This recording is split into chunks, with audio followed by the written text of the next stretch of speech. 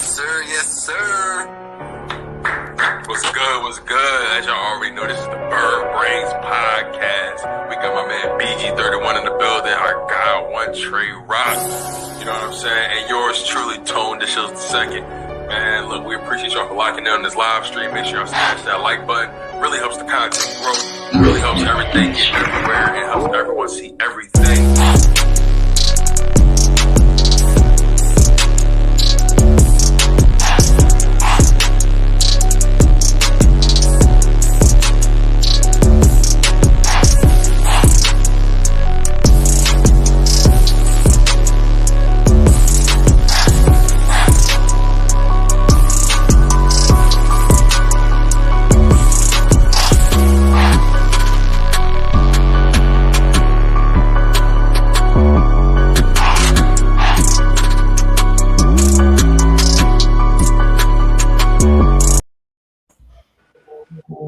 That intro get me every single time. Right? What is up? Right. Damn, beautiful people. Y'all are locked in on episode 10 of the Brainz podcast. And as you guys can see, we have a very, very, very special guest, an illustrious guest, one of the most informed guests that we could probably bring on the channel. Our guy, Gate City Sports, formerly known as Mr. Steve Hyder. How are you doing, my friend? Hey, what's good, guys? I appreciate y'all having me on, man. Pumped to talk some Eagles football. Definitely, man. BG, you know what to do. Let them know how you feeling, man. Man, I am feeling great. Another day to talk some Eagles ball. And, like, if you got a team like this, it feels good to talk about it. So all you can do is dissect how good your team really is. You know, try to find, things to think that we need to adjust on, I feel like. Because right now, the way this team's looking, the roster's looking great. All we need is these coaches to do what they got to do this offseason and get these players in the right position to win some football games. Absolutely, man. And speaking of the coaches, you think about all the offseason moves, right, that Howie Roseman made, bringing in Hassan Reddick and Kazir White, drafting Nakobe Dean, Jordan Davis, trading for A.J. Brown, signing James Bradbury, managing to bring back Fletcher Cox and Jason Kelsey. There was a plethora of moves that were done to position this team, not just for the now, but definitely for the next 2, 3, 4, maybe 5 or 6 years. Now, the question becomes, now that everyone has what they need, now that Howie Roseman is able to sit back and put his hands on his belly and say, work, what can this coaching staff do? How much pressure is on them? I got to ask y'all, between Nick Sirianni and Jonathan Gannon, both of them have got a king's ransom. Both of them got a treasure trove of assets to get things done. Who do you think has the most pressure on them to get things done? Steve, you want to jump in on that? Yeah, I'll say that for me, I'd say it's Jonathan Gannon. Nick Sirianni at least has the advantage of saying that, look, we know from my previous track record, I can switch the offense up and do things to win football games. We didn't get a chance to see that really with Jonathan Gannon. It kind of came a little too late for him in the 2021 season. So for me, I think Gannon has the most to prove in terms of a play caller. I'm not ruling him out. I'm not saying he can't do it. I'm just saying that we don't know. I mean, we know he's got the talent now. Can he put together a scheme that can actually win football games and not give up, 70% to like 7 or more quarterbacks? Facts. Yeah, BG, what's your thoughts? Facts, all facts, man. I think he is the one that has the most pressure on him. Jonathan Gannon, man.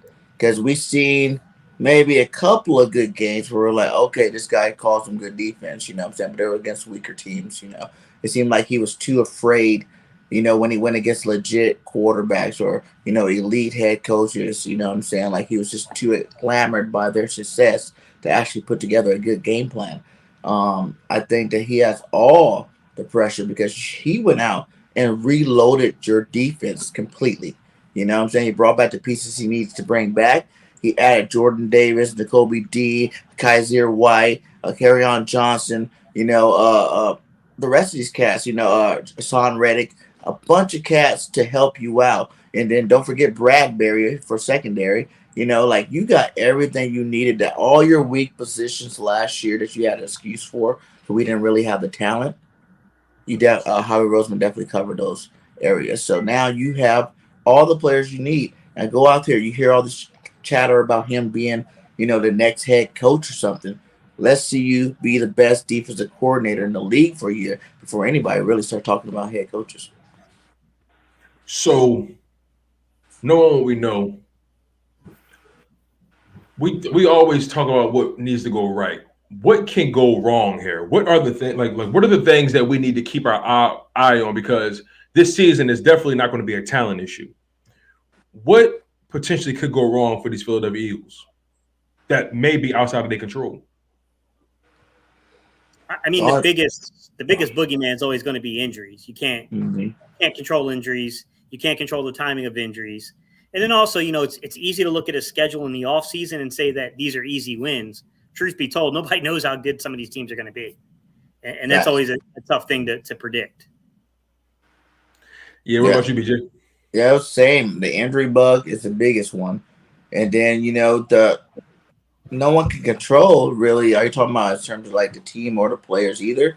Because really it's the coaches. Like, no one can control if these coaches want to stick to their guns and do the same thing they did last year, or they want to change. You've heard Gannon already talk about he's doing the exact same thing. So, for the most part, so is he going to, is it just the players? Like, I believe the scheme wasn't that bad last year if you had good linebackers. We went out and got 3 new linebackers, and really 4 new linebackers to add to the mix. A better cornerback to add to the mix. Better pass rusher to add to the mix. So, with that being said, you got these pieces. Now let's see how good that defense can be.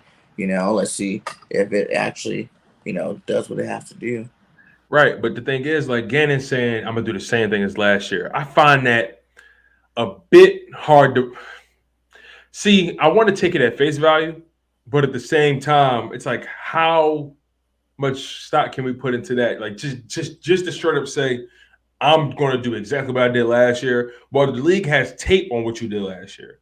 Now, Steve, this is where you come in, because how much can a defensive coordinator actually change what he does? Because we've seen him do what he did last season with clearly not enough assets, according to him. How much could possibly change? Because when he says we're going to do exactly the same thing, I find that just a bit hard to believe that you're going to approach this season the same way you approached last season.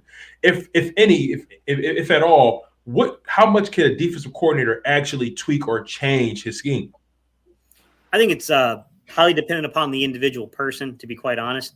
It also has to do a lot with your staff, that downflow that's beneath you and what they're able to teach and what they're comfortable with teaching and getting guys into alignment correctly. That has a lot to play into situations like that, to be honest. I think it helps them that the majority of this coaching staff is fairly young. Our linebacker coach is nearly as young as the linebackers playing for him, to be quite honest. Right. So, I mean, those kind of things do help in that situation. You got someone who's probably a little bit more willing to shake and change things up a little bit there. With that said, I do think there's always going to be those core tenets that make you what you are.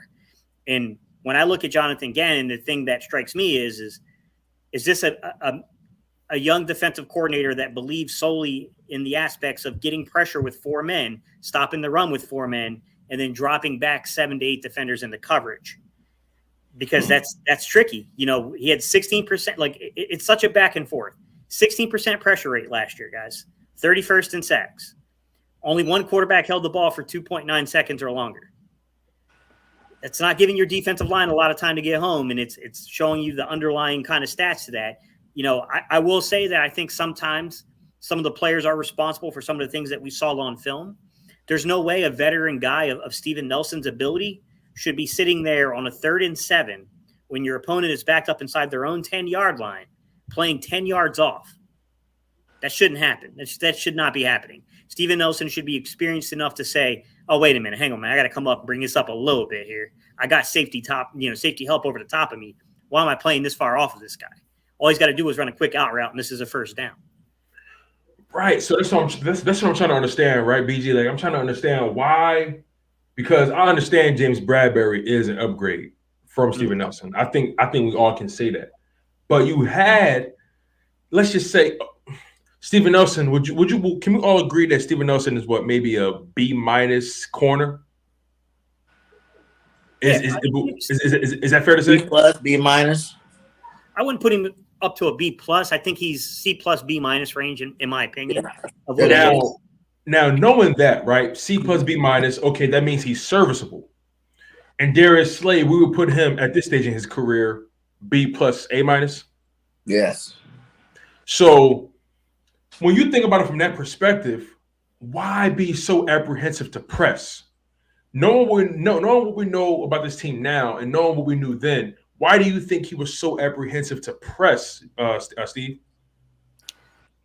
It's tough to say because I think sometimes it's heavily dependent upon the players that are inside the scheme, and it's a mixed result here, guys. Because if you go back and you look at 2020 and you look at Steven Nelson's numbers, he did play a lot more man coverage in 2020 than he did in 2021. Gannon ran zone coverage to quite the extreme. I mean, I think it ended up just short of 70-30. I think he was a little heavier than 70% zone, but it was around that area. But truth be told, If you look at like probably the first 9 to 10 weeks of the season, it was pretty close to 80-20 zone demand concepts. That's fine if you have the right players to play in space like that. But you got to have the right players to play in space like that, which has a lot to do with your linebacking core, has a lot to do with those under defenders. If you're running a quarters coverage, that means you're going to have 4 deep defenders. So you're running what's basically a deep zone. And then you got those 3 under defenders. Those under defenders have to be able to cover a lot of ground.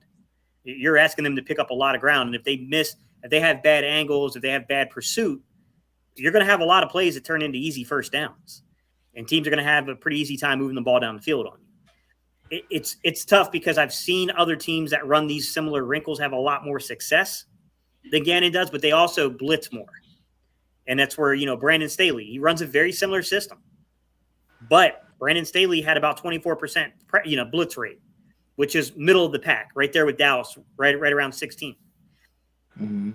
We're sitting there at 16%, 31st. I mean, there's a big disparity in terms of the pressure. And I don't know if that's because he looked at what he had on the roster and said, I just don't have enough linebackers that can fill that type of role. Jannard Avery, I feel like he should have been used more in those type of roles where you're using him more as a pass rusher. But for whatever reason, they just didn't. Like early on in the season, they were kind of showing him coming up in the B gaps and A gaps. I thought we'd see a lot more of that as the season went on. And I felt like we saw the exact opposite. I felt like they pulled back on that a little bit. So, I mean, I'm hoping we see a little bit more creativity. I don't know that we're going to see like all out blitzes from Gannon. I don't feel like that's in his DNA. I do think you might see some more 5-man pressure stuff this year. I think you'll see them work, Nakobe Dean coming up the middle. I think you'll see them work Hassan Reddick off the edge. I think you'll see, maybe some situations to where they're going what they call a power front or a bear front, where you got both guards in the center covered. So you have those one-on-one blocking now.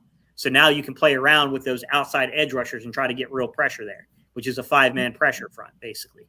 I think you'll see stuff like that. I just don't know if you'll see the Jim Johnson. I know somebody was asking me about Wink Martindale in the comments. I don't think you'll see that type of pressure, that kind of jailhouse blitz type stuff. Wow. What's your thoughts on that, BG? Yeah, I think, like you said, too, like we actually have better players, I feel, in those positions. The linebacker, like I don't think people have really understood how, big of a problem our linebacking core was last year for our defense. Like you just said, 2.9 or 2.6 or something like that. That's how long the quarterbacks had, 2.3, whatever. Like that's not a very long time. So it's not even that weak. Your big boys up front could be getting some pressure. It was the linebackers that are letting these easy routes get open. We watched the Tom Brady game where Tom Brady just went to Leonard Fournette like 20 times in a row. Want to play one-on-one with Singleton and win every time. We watch stuff like that. But with these better upgraded players, I feel like the system, you got a linebacker that's going to be able to cover. You got a linebacker that's going to be able to blitz, So we might not be blitzing that much more. But in terms of, I think we'll see a lot more line stunts, a lot more different personnel, switching it up, hybrid situations where, you might have an extra linebacker on the line of scrimmage as opposed to having one of these D ends out there just to bring more speed and pressure on the quarterback. Right. So what would make Gannon press this season? And that's what I'm trying to understand about him, because you had 2 serviceable corners last year. You have 2 serviceable corners this year. What situations would make him press this season, Gate City? I'd say the long story short of it, would be to look over your coverage and see that your coverage is not matching up and it's not syncing up with your pass rush, and you need to create more time. You need to have those guys hold a little bit longer, have quarterbacks hold the ball longer. Like I said, one quarterback over 2.9 seconds. We have other teams in our division that had quarterbacks holding it 10 times out of 17 games, 2.9 seconds or more. Found a mystery that they got home with a lot of sacks because of that. You gotta find ways of making guys hold the ball longer, and that comes down to trusting your secondary. To be honest, now you can run man concepts even in a zone system. Like the chart you see behind me, guys, is all about quarters, about going man zone. You got man match, zone match. There's different concepts even within, an actual like zone system. You can man match. So you got drop quarters, which is you're just dropping to an area in the grass. You have man match quarters, which is you use some man principles within that system. Same thing like when you look at something like a cover 7, right? Cover 7 is a split field look. Part of the field you're playing a cover 3 concept. Part of the field you're playing cover 4 concept. Sometimes within that cover 4 concept, you will see a man press situation down on the wide receiver 1. So you can do some different things there. I hope that we see a little bit more. They keep saying like, oh, his influence is coming from Minnesota. That's Jerry Gray. Jerry Gray was the defensive back coach in Minnesota when he was there. Jerry Gray was the defensive coordinator in Tennessee when he had his first internship. So I hope we see some more of the Jerry Gray nature to things, because Jerry Gray is a zone guy, but he's not afraid to play his corners up a little bit more. He's not afraid to kind of create a little bit more timing. And mind you, he's got Rasul out there playing. Jerry Gray does. So, I mean, I hope we see concepts like that, gentlemen. I don't know that, it's hard to predict, though, man. Like, Gannon says a lot of things, but I don't take a lot of things that he says with a lot of emphasis. Like, I feel like sometimes he's coach speaking.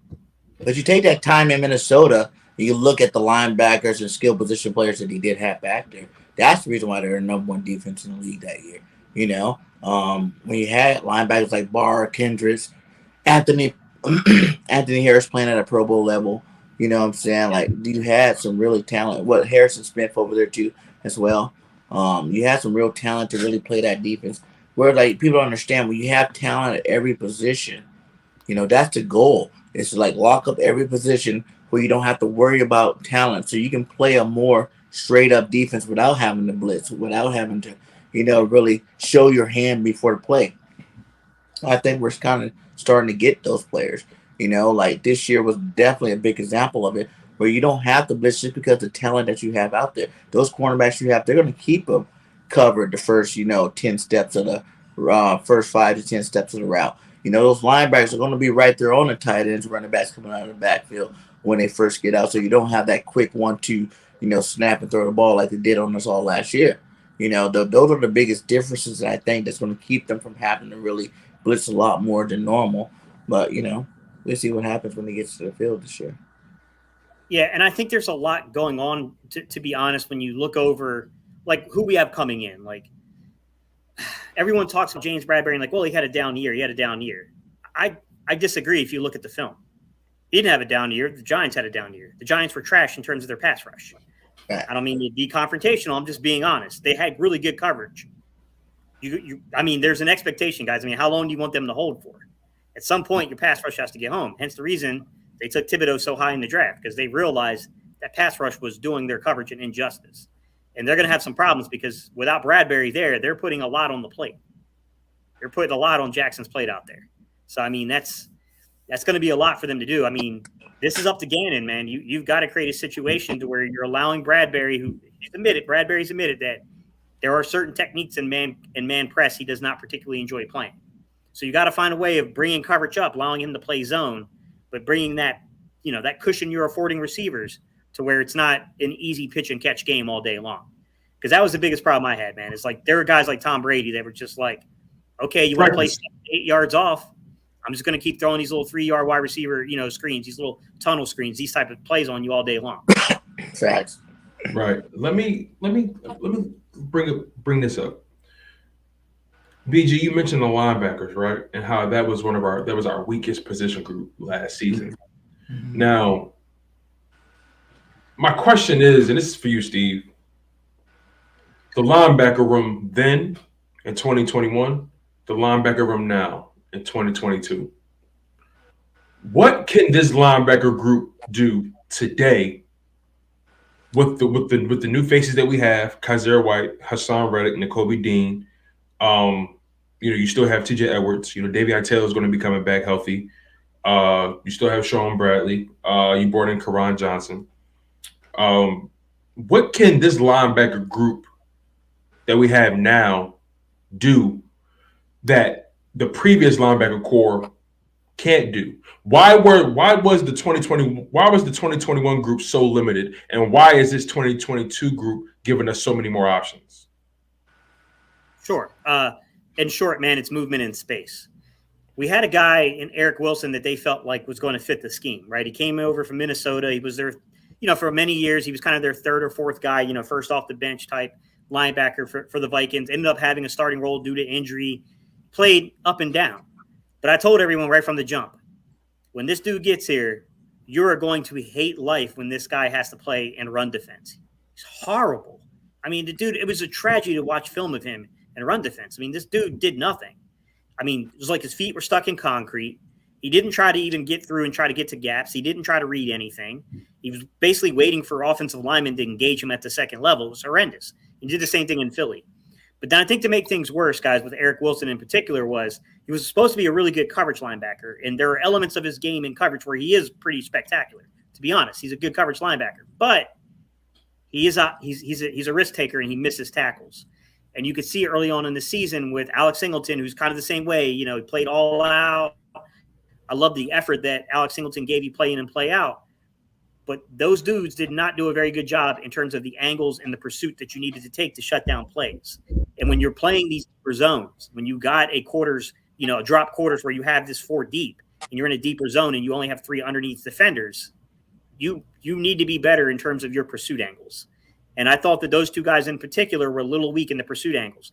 And the telltale sign was how fast things changed the minute they put Davion Taylor and T.J. Edwards into the lineup, which, by the way, of course, Davion Taylor has movement skills. T.J. Edwards, pretty good lateral movement, not a vertical guy. This is not a dude that's going to pressure with his 40 time. But immediately you saw the difference. It had to do with angles. It had to do with the angles they were taking. And you could tell immediately the linebacker core was 100 times better than what it was. Dive more into that. Okay, so the linebackers, you said Eric Wilson and Alex Singleton, they were risk takers. It's like their feet were stuck in concrete. They lacked movement. They lacked flexibility. They lacked reaction time. You put in Davion Taylor and T.J. Edwards. Okay, now we're reacting. Now we're attacking angles. Now we have that lateral movement, that speed from sideline to sideline. Jonathan Gannon noticed the deficiencies we had with the previous group, like I said, Alex Singleton and Eric Wilson, and he brought in Davion Taylor, T.J. Edwards, switched it up, which means he's capable of making adjustments, right? Yeah, he is. He switched it up in terms of the personnel. And I think what was happening, in my opinion, I haven't had a chance to talk to those guys to really get their take on why they were a little slow in terms of the reaction. But I do think that part of Gannon's system is that your defensive line is supposed to keep your linebackers clean. And we can point out that I love Hargrave. Hargrave is a tremendous pass rusher. He's got some things to be desired as a run defender, though, to be fair. And I don't think that they always kept their will linebacker in particular clean. And I think you would see a lot of times that these dudes were easily climbing the second level and getting up on them. But the problem is that these guys were processing the information too slow because it's a read and react style of defense. And if your reaction time is just that much too slow, just that slow, you're in trouble. You're in trouble, man. You got a guy that's got you by 100 pounds all over you. And then immediately when you got Davion in there and you got TJ in there, it's hard to say this, but I feel like they were just like, I would much rather move my feet and shoot a gap and be wrong than to have these dudes on top of me and me looking stupid on film review on Monday. Okay. I felt like that's basically what those two guys came up to. That was the conclusion it came to. It was like, I'd rather be overly aggressive and maybe guess wrong on the gap than to sit here and allow these guys to get up on us like this. And then we're in the film room and we're looking stupid because we're getting knocked off the ball 7-8 yards. I mean, I thought that's what happened. I just thought those guys they were quicker in the decision of like, okay, we're willing to be wrong. We're willing to be wrong. And then they had the lateral movement ability that they can easily keep kind of what they call scraping. So it's scraping down your line. So they were able to kind of push things to the other side and then get into pursuit more. I thought Davion Taylor in particular was very impressive doing that. It's something I didn't expect because you remember in Davion Taylor's rookie season, that guy looked lost out there. He did not look like he was ready for the NFL to me. And it was a big surprise because once he got into the lineup, I felt like he really got it from a run defense standpoint.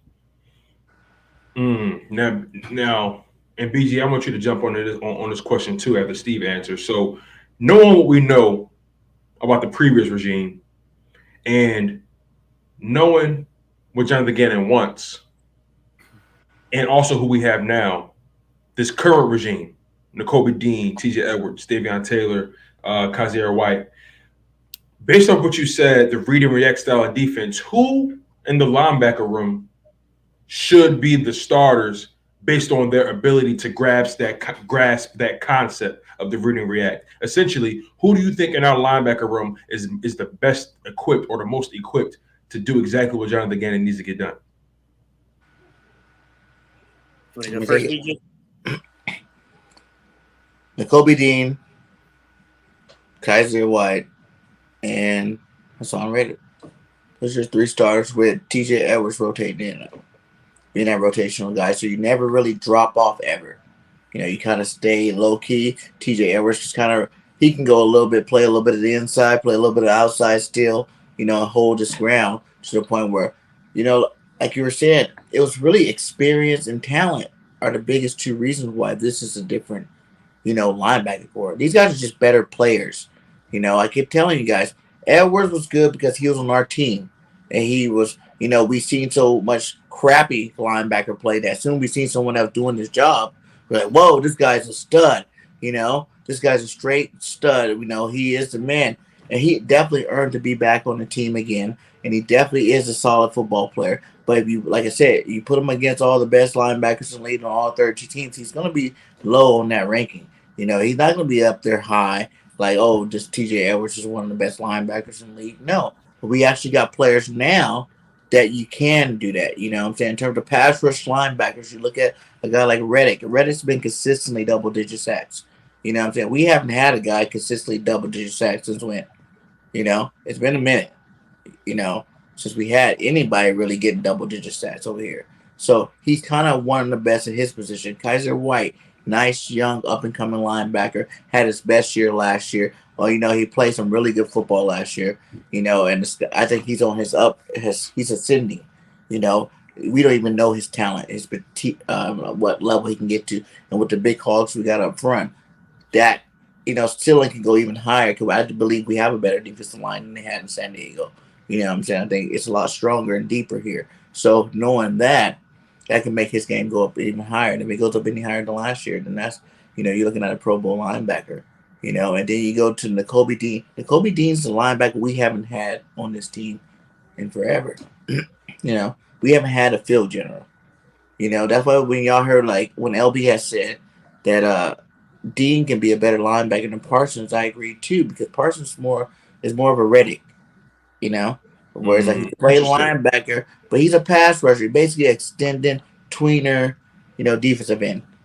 Basically, if you want to look at it, it's hybrid player, linebacker. But Dean is a field general, and we have the pieces, so we don't have to worry about putting them at end. We don't have to worry about, of course, there'll be middle linebacker blitzes, every defense got them, but it's not a featured part of the defense, He's that guy that's going to be calling the shots, telling people where to go, and you seen him in his highlights at college, man.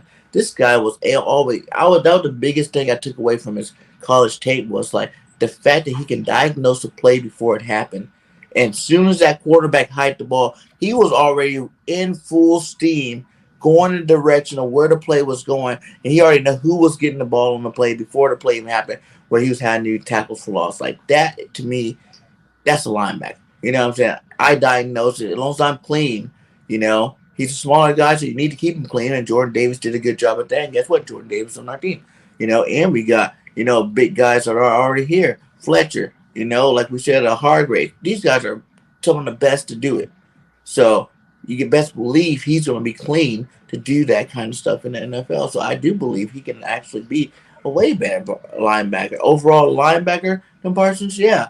in terms of like, if you're talking about them hybrid linebackers, that's when, you got to see what Parsons can do in year 2. If he does it again, yeah, he's one of the better like pass rushing linebackers. But when I say the Eagles always had linebackers, we just never had a field general linebacker, a middle linebacker. That's what a real true middle linebacker does. He just controls, he's like air traffic control. He controls the field. You know what I'm saying? He's the general. He makes sure everybody's where they need to be when they need to be, keeping them motivated, keeping them hyped up. You watch the clips where, who was a Walker missed a play and he got his ear. Hey, what are you doing, man? Come on.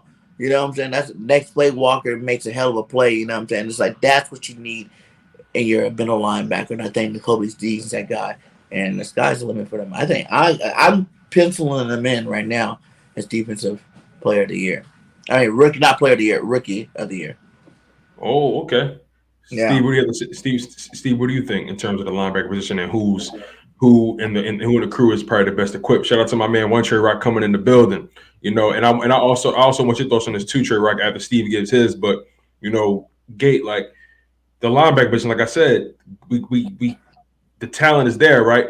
But to do exactly what Jonathan Gannon needs to get done, that read and react style, that understanding angles and concepts and having that lateral speed sideline to sideline, who on this roster now at the linebacker position is most equipped to execute what Jonathan Gannon needs to get done? See, that's a tough question because here's the thing. You have 2 draftable assets that you're talking about and 3rd-round picks in Nakobe Dean and Davion Taylor. So you spent draft capital there. You've got them on the roster for a longer period of time. You got 2 guys that I think can really play football in TJ Edwards in Kaiser White. I think those 2 dudes are high-level football players. Interesting. What do you see? Real quick, what do you see specifically in those guys? Kaiser White's movement skills they're crazy to watch on film. That young man is better in the run support department than you would think, especially for a dude that, I'll be honest, they might list him at 225 and 230, but they're straight line. Like, I highly doubt it. The dude's just tough-nosed, man. He's just a tough-nosed dude. And he's pretty good in run support, and it shocked me because I thought he was going to get blown off the ball, to be honest. But outside of that, man, if you watch him in his drop sets when he's dropping and he's reading quarterbacks, he's pretty good, and he's a decent pass rusher. I don't think he got used enough, honestly, with the Chargers as a pass rusher.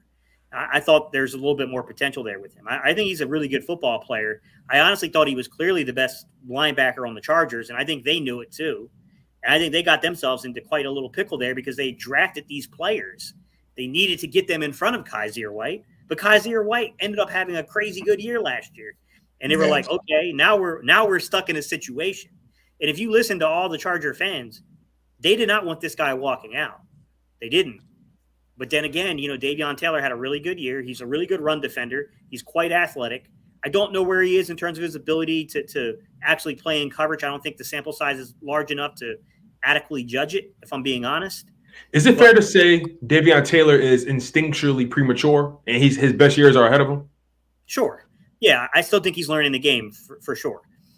With that said, I mean, he's a draft pick. He's still got this year and next year underneath contract. It's a tough decision, man. I think it's one of these situations where you let the best players play. You go in, you let them play. And I would not be shocked, and I'll say something controversial, I would not be shocked if TJ Edwards does not start over Nakobe Dean initially. But I think we all know it's a matter of time. It's a matter of time. The countdown's on. We know it's going to be Nakobe Dean's spot eventually. It's just a matter of when it happens. Is it going to be week 1? Or is it going to be like week 6, week 7-ish? It's one of those situations to where TJ Edwards is going to slowly start losing snaps. Right now, TJ Edwards we know that dude can stop the run. He's one of the better linebackers in the league at doing it. But Nakobe Dean's not soft in run support. So if he can show that he's got the ability to diagnose plays, to read and react fast, and not let that size advantage be something that holds him back, then I think it's only a matter of time. Nakobe Dean will take that spot. And then TJ Edwards will revert back to a role player again. Wow. I think the real question will be is, what are they going to do with a guy like Kyron Johnson? How fast can we simulate him into the system? He's a guy he's a 6th-round pick. I don't know how fast you can get him in there playing, but the underlying pass rush ability is there. And that dude can play on ball and off ball. Wow. He's pretty good. What's your thoughts, Trey Rock, on that linebacker position? For me, I feel like I like TJ Edwards more than a lot of people do because I seen this dude in the trash, like really a trash linebacker course stand out. And maybe it's just because he was the best linebacker we had, but I also watched him a lot in college. And the dude was a dog. I don't understand how he went undrafted or nothing like that, but he was a dog in college. So that 40 time, that's what happened. It was that 40 time. Yeah, it probably was the measurables, but he's a football player when he's on the field. Like it's like so with me, I don't even feel like I feel like he deserves to at least start the season off as our starting middle linebacker. And we can work Nakobe Dean in. I mean, eventually we know he's gonna take that spot. But like you said with Kaiser White, I kind of like him because he's versatile. He played safety in college. So I mean, he put a little bit more pounds on, but he got a little bit more solid. But he's still a safety at heart. So he could cover. He's a little bit better as a pass rusher than people give him credit for too. And he's all over the field, sideline to sideline. He's a good, solid tackler. And we all know what Reddick could do. He double-digit sacks the past 2 seasons. So I feel like with this linebacker core, we could be way more aggressive than we was last year. Like, way more aggressive. Like, I mean, edge blitz right up the middle. We got the big guys up front to move some furniture and clear some space for these linebackers. So I feel like if Gannon can't get this right here, he's not the man for the job. Because even with the guys in back of him, Sean Bradley, Davion Teller, these dudes they're solid like at rushing the passer too. I don't feel like he used them right either. He didn't use them right last year. So I mean, Gannon will have to get his stuff together. I feel like this linebacker core could be great with the front four we got. So I mean, now it's just wait and see. Just wait and see how Gannon manages this. Now let me ask y'all this real quick. Knowing what we know now, what we all just said, what we know about this linebacker core, I know we talk a lot about what we're going to do to the opposing offense, right? With our linebacker core, our D-line, so on and so forth. How would a team attack our defense? How would a team attack our linebacker core? Or where are the weaknesses in the linebacker room, if you had to say any? Steve, you want to start? Depends on the rotation you have out there at linebacker. You got to get past the defensive line. That's going to be the struggle the teams are going to have. You got to move these guys off the ball. But if you can climb to the second level and you don't have TJ Edwards out there, you don't have Davion Taylor, who I think is a really good run supporter. If it's more of the, you climb the second level, and now you got Nakobe Dean matched up on a 320-pound, offensive lineman, and you got Kaiser White, matched up on a 320-pound lineman. I think that's what teams would want to do. They'd want to get physical and get to the second level with those guys. Misdirection. I think that one of the things you want to do if you want to slow down a pass rush is you use misdirection. You try to use misdirection. You try to go speed. You're going to go fast. We'll see what they do, man. It's tough because some of this has to do with Gannon, how Gannon structures things. I mean, if Gannon's giving them easy 7-8 yard cushions on the outside, like it ain't going to be too hard to defeat any defense, to be quite honest. Like, you could definitely do things too. I mean, depending on how Gannon structures things, if you're playing, if they're playing heavy zone, then they'll probably try to use things like flood concepts and high-low concepts. They'll try to use stuff like that to get the matchups. I mean, that's what they'll do. They'll attack the matchup. What do you guys think, BG and Trey? Go ahead, BG. In terms of attacking our linebackers, really, like I said, like I feel like, they solve those problems. Like obviously, the plays are going to be made to the NFL, but there's not really, to me, real weakness. Now you got depth. Because now you do, like I said, you guys think Edwards might start losing this role. I think it's more like you might get Nakobe Dean in on the 2-down linebacker. You know what I'm saying? Where he's in there first couple plays, you rotate Edwards in and see how he works out. By the time the season starts, it's probably going to be a rotation, in my opinion.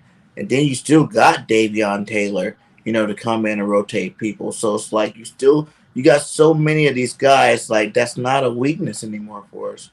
Like they're just as good as any other linebacking core, I think, in the NFL right now. It might be a little bit more better just for the 3 different types of linebackers. Like people don't realize it's a team sport to win a Super Bowl. It's about having the complete team. You can have the same players, the same type of linebacker and 3 of them, as opposed to like 3 other guys that are 3 different type of linebackers, but maybe not be as good as them individually, because it's about team. You need every piece to be there. Like I say, you got your pass rushing linebacker, you got your coverage linebacker, and you got your field general linebacker. Having all 3 of those is going to be a really big key, and I think it really helps out our defense.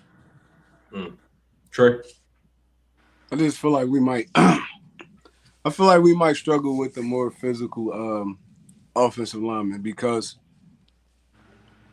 it's just our linebacking core is we brought in some good guys, but we small at the linebacker position. So it's like, how they gonna fare when they get those big 300, 350, 6'6" guys running straight at them? I feel like if our line could control up front, the Jordan Davis, Fletcher Cox, Hargreaves, if they could control that and like hold those double teams up and let our linebackers run free, I feel like we'll be good. But for a line like a Cleveland Browns line or somebody, I feel like we'll struggle with that. Even when it comes down to the blitzing, just getting washed down, stuff like that. I feel like these dudes gonna have to play physical because they're smaller. You can't just go in there all soft or nothing like that because you're going to get blew up, especially in the Kobe Dean. And Kobe Dean is a small guy. But he know how to work angles and stuff like that. But still, if a guy more physical, is bigger than you, more physical, it ain't really nothing you could do. So I feel like we're going to just struggle with big physical offensive linemen. Now, we talked about the linebacker core. We talked about the corners to a degree and the coverage, but now let's go down to that, to the point of contact, the linemen. Those, I think that is going to be, however our linemen are doing is going to dictate how our defense is doing in general. And you guys mentioned we need to control things at the point of attack. We need to control things on the defensive line. If we lose control there, our linebackers are cooked, basically. Now, Jordan Davis, Fletcher Cox, Javon Hargrave, and Steve, you can lead off with this.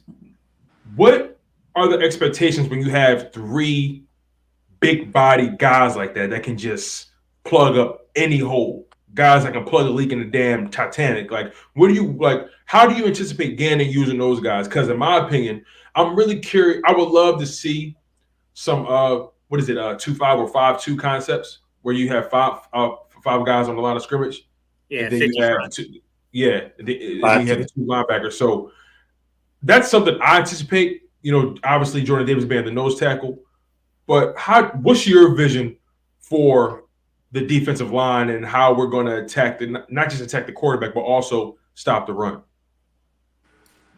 I think there's it's difficult to say, honestly, just because we don't know how they'll play the 50 front.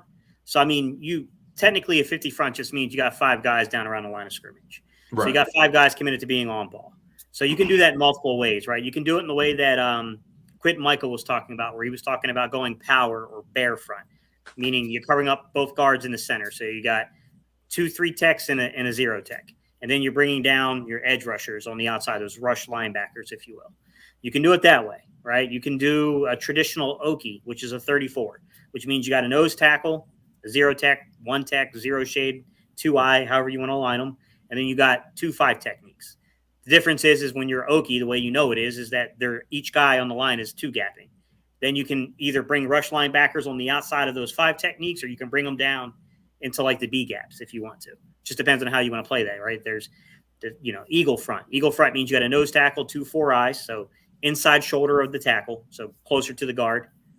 And then you're going to basically, those guys are 1 gapping.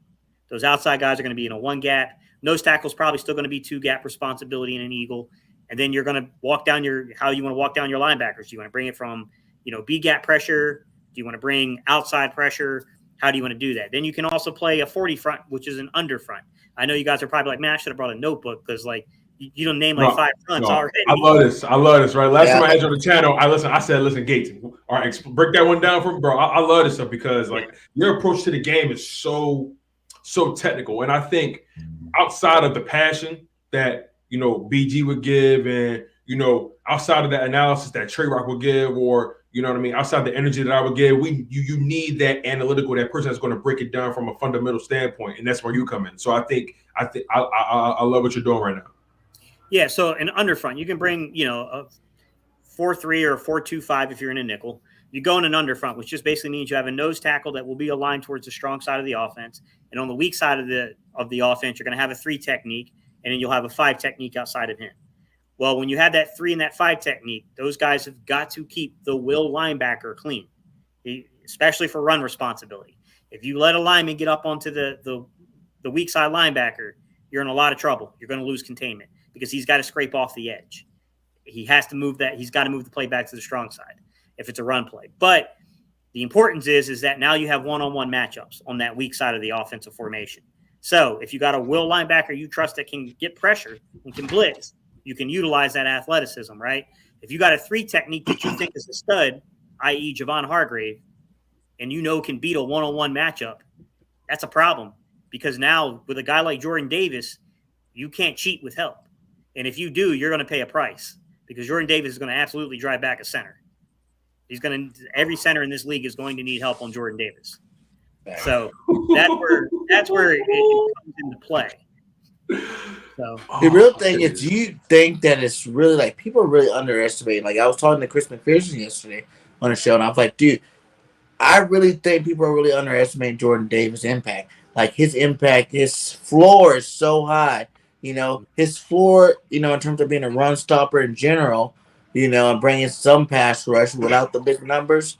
Like you're already talking about like elite type defensive tackles just from his size alone. They don't make guys that big, that athletic, that fast. You know what I'm saying? Like normal. That's like we were all hyped up about Fletcher Cost's athleticism and size coming out of college. This dude's bigger than Fletch. Like he's bigger than Fletch completely. He makes Fletch kind of look like a normal dude. He makes a lot of people look like a normal dude. So I think that that's going to be a huge impact for our defensive line. Like he might not have to play the full. I heard someone say they probably want to get him around 50% of the snaps. And I go, you can even probably do like 40% of the snaps even still, and he'll still be able to make a huge enough impact. But like you said, there's not one center out there that's going to be able to take him one-on-one. He pretty much got doubled and triple teamed his whole career in college. Yeah. So, and then you've seen what he did against the Alabama line. They tried to triple team him. All he did was plant that back leg and turn his hips. Boom. All 3 of the dudes went the other way. And that's 3-on-1. These are big linemen that are in the, I think one of them was Neil, and he's in the NFL right now. So that's what kind of impact. Like people are really tripping out. They're not understanding how big of an impact this guy's about to have for our football team. Exactly. They're not, because I don't think that in the build up to the draft and things like that, I don't think that a good enough job was done to kind of explain it. Because, the focus is like this guy did not have a ton of opportunity at Georgia to rush the passer. What he has on film from a pass rush perspective is purely a bull rush, which is a really good bull rush because this dude's just bigger than everybody and stronger. But there's not a lot of nuance to the pass rush. He doesn't have a lot of tools in the tool bag. He's just an exceptional athlete. With that said, when you're talking about getting one-on-one matchups, he doesn't have to think. He doesn't need to set up a pass rush. He just needs to beat the guy that's in front of him that he is faster than, stronger than. He's the better athlete than. He just needs to win. And the only way that dude's stopping him is by having flawless technique. And I got to tell you, that's a hard assignment, man. Because if that dude is around 340, 350 with his movement speed, the only thing that can stop Jordan Davis is Jordan Davis. I'm glad you said that. Let's stay there real quick. I'm glad you said that. We've heard rumors that, he was at training camp and he kind of was huffing and puffing and had his hands on his hips and didn't really come to OTAs really in shape. And, also that, entering that SEC championship game, he was dragging a little bit. And then he got to the national championship, took it up a notch. So what can be said about the up and down nature of his approach to being in peak physical form?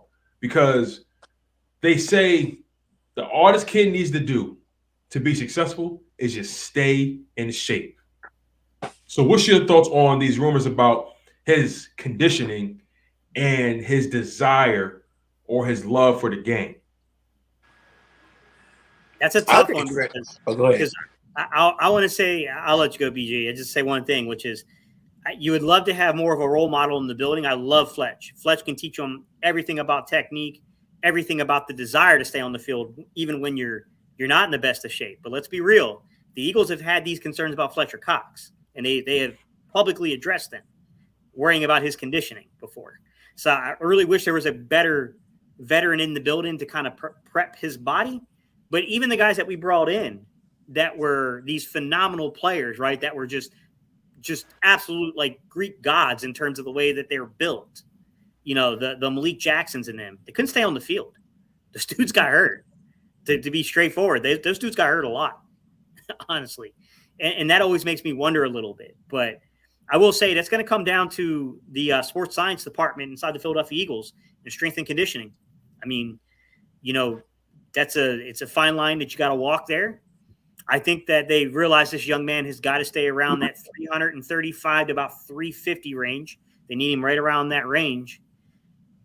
It's crazy because like people say that and they're like, oh man, 350, that's still like 25 pounds too heavy. Like, have you seen this dude standing next to other defensive tackles?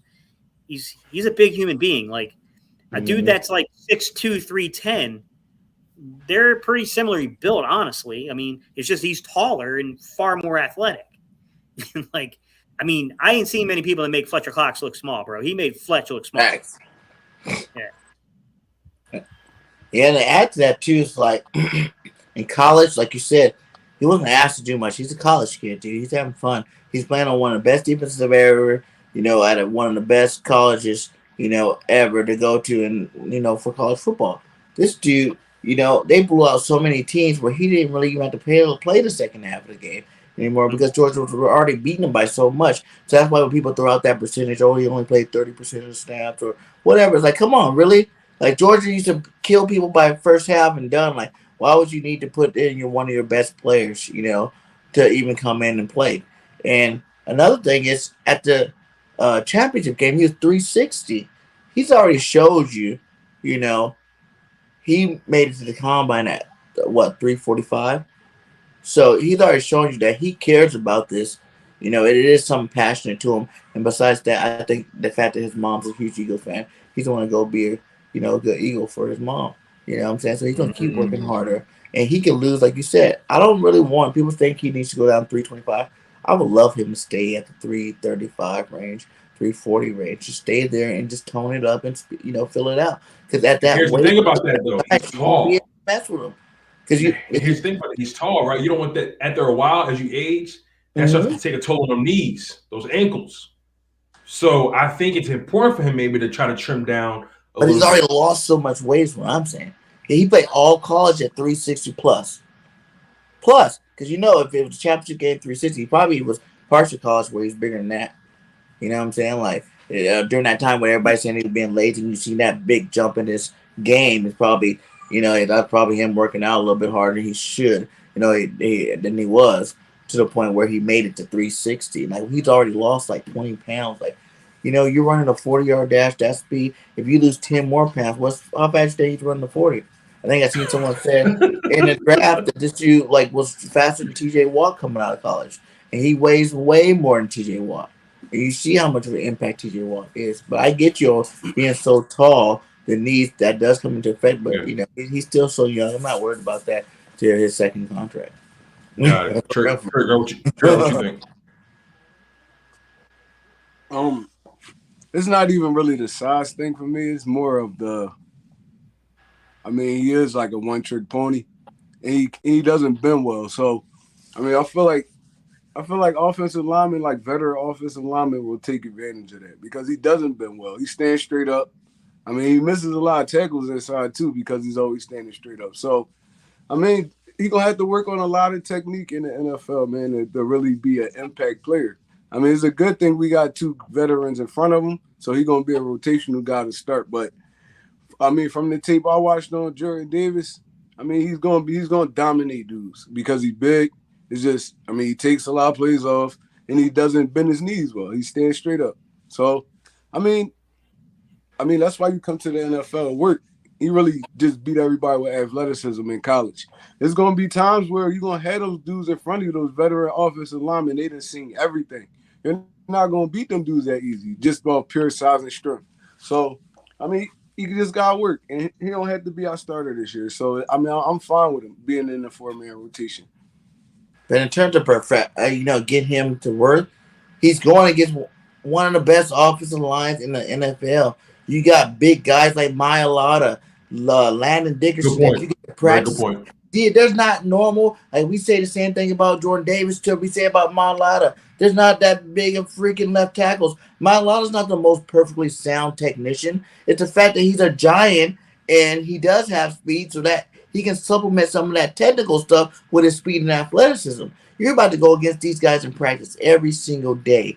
You know what I'm saying? I would even line them up some days the whole day. You're going against Landon Dickerson, who's a freak of nature, and Mailata, who's a freak of nature. Put them both side by side. Let the boy work all day. Like, he has the tools.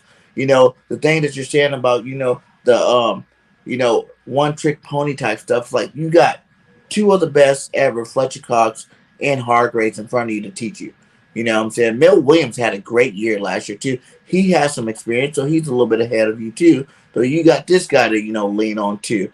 And then you got guys on the offensive line, the Kelsey's, who's like the best center ever, who's going to be able to show you his tricks that he's going to be doing to bigger people. You know what I'm saying? If the guy's going out there and he's actually trying to learn lessons from these offensive linemen, you got the Kelsey's, you got the Lane Johnsons at tackles, you got the Sam Mala and Landon Dickerson's at guard, and then you also got, the big guy out, in Mailata to just work on him.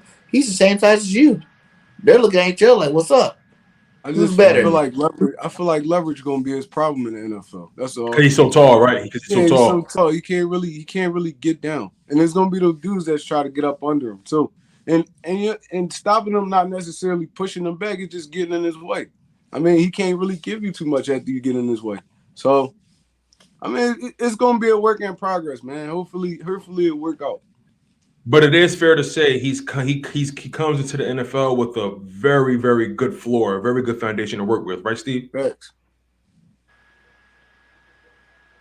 Yeah, I've known this young man since he was a junior. I mean, he played at Mallard Creek in Charlotte. So word. I mean, he started off his junior year. He doesn't really have that much experience playing football, guys, to be honest.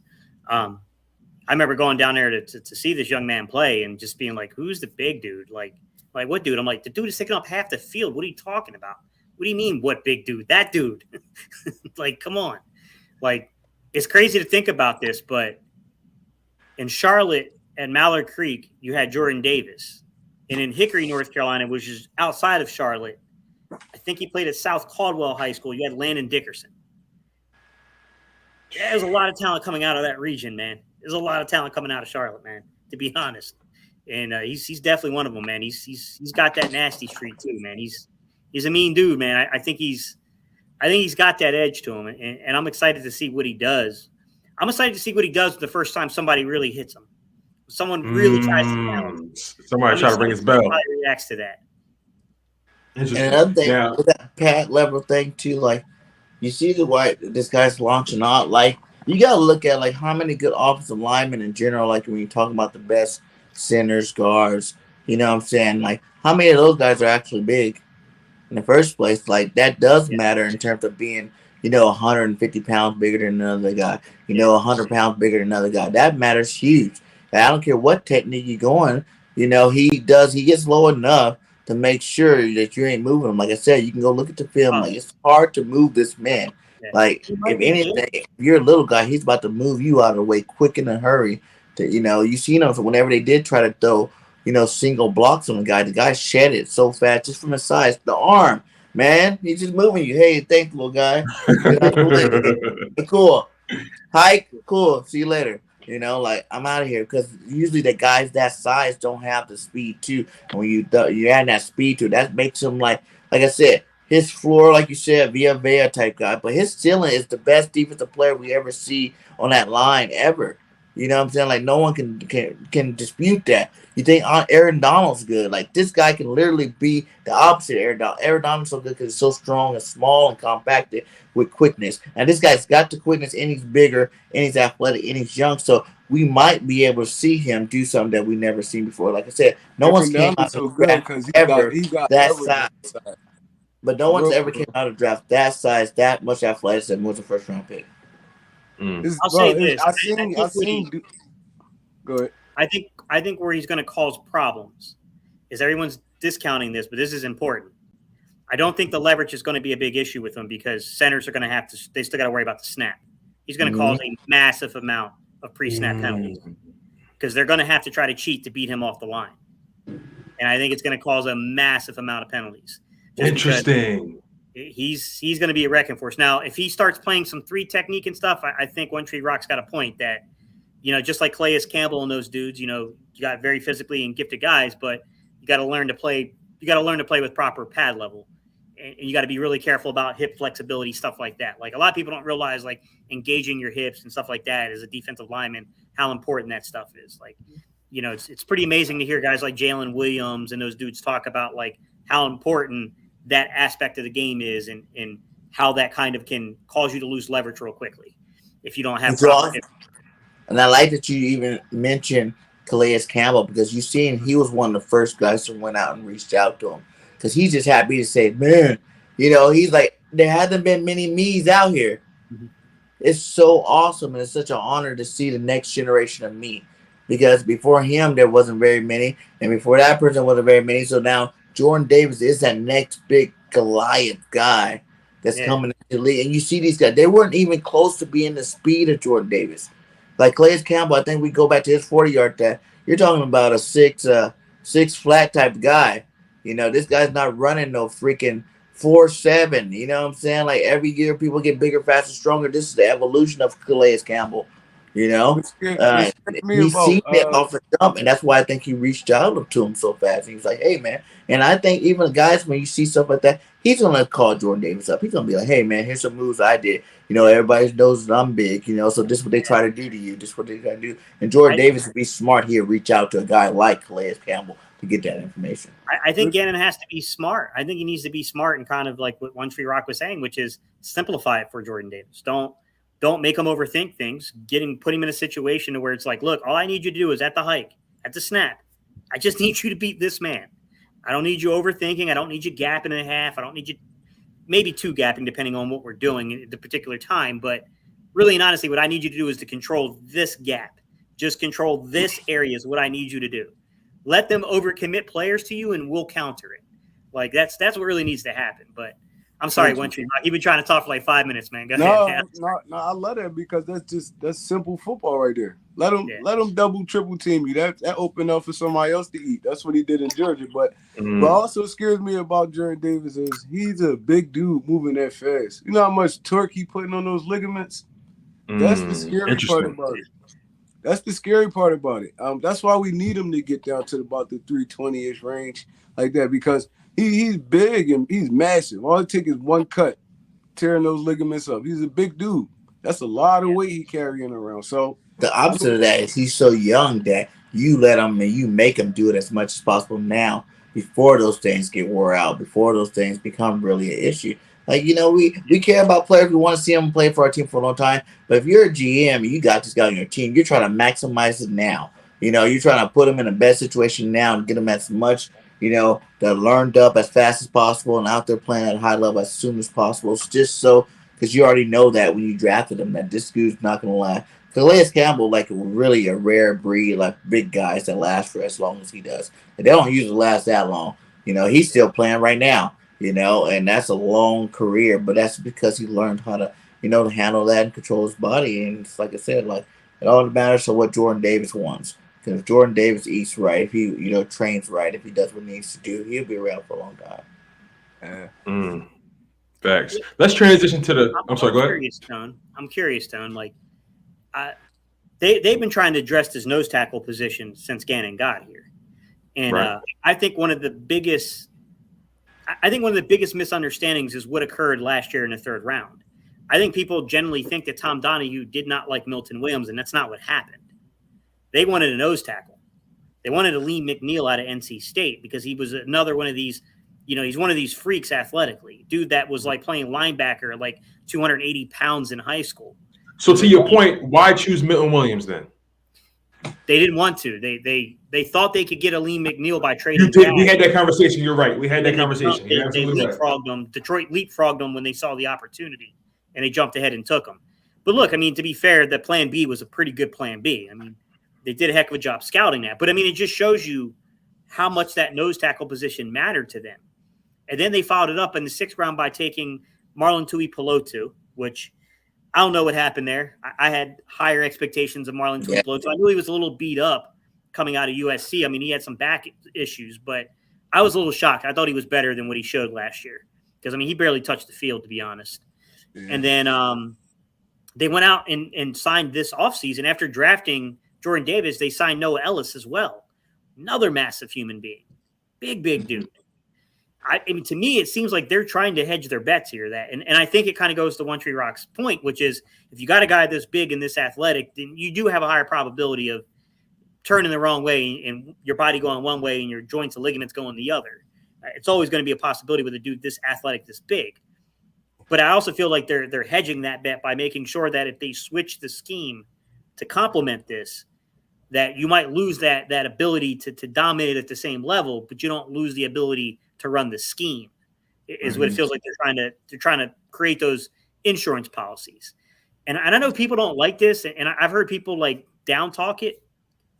Now I can tell you right now, the San Francisco 49ers are real happy to have signed Hassan Ridgeway. And I know it's a cost evaluation.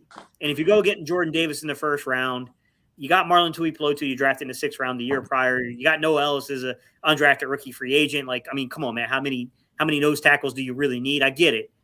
But I think that Hassan Ridgeway, when he was in games, was a better football player than most people understand. And there's a reason why San Francisco is pretty excited to sign him. Let me pick your brain about the guy that's in no man's land, a guy that we don't talk about enough. I mentioned him before, Milton Williams.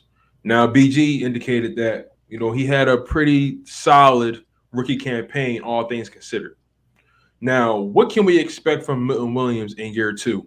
And then we're going to transition to the offensive side of the ball. We dedicated so much time to defense, but rightfully so. I think that is more of a concern than offense. But we're going to transition to offense soon. But I need to get some final thoughts from you guys when it comes to Milton Williams. Steve, you can start. Really good pass rusher.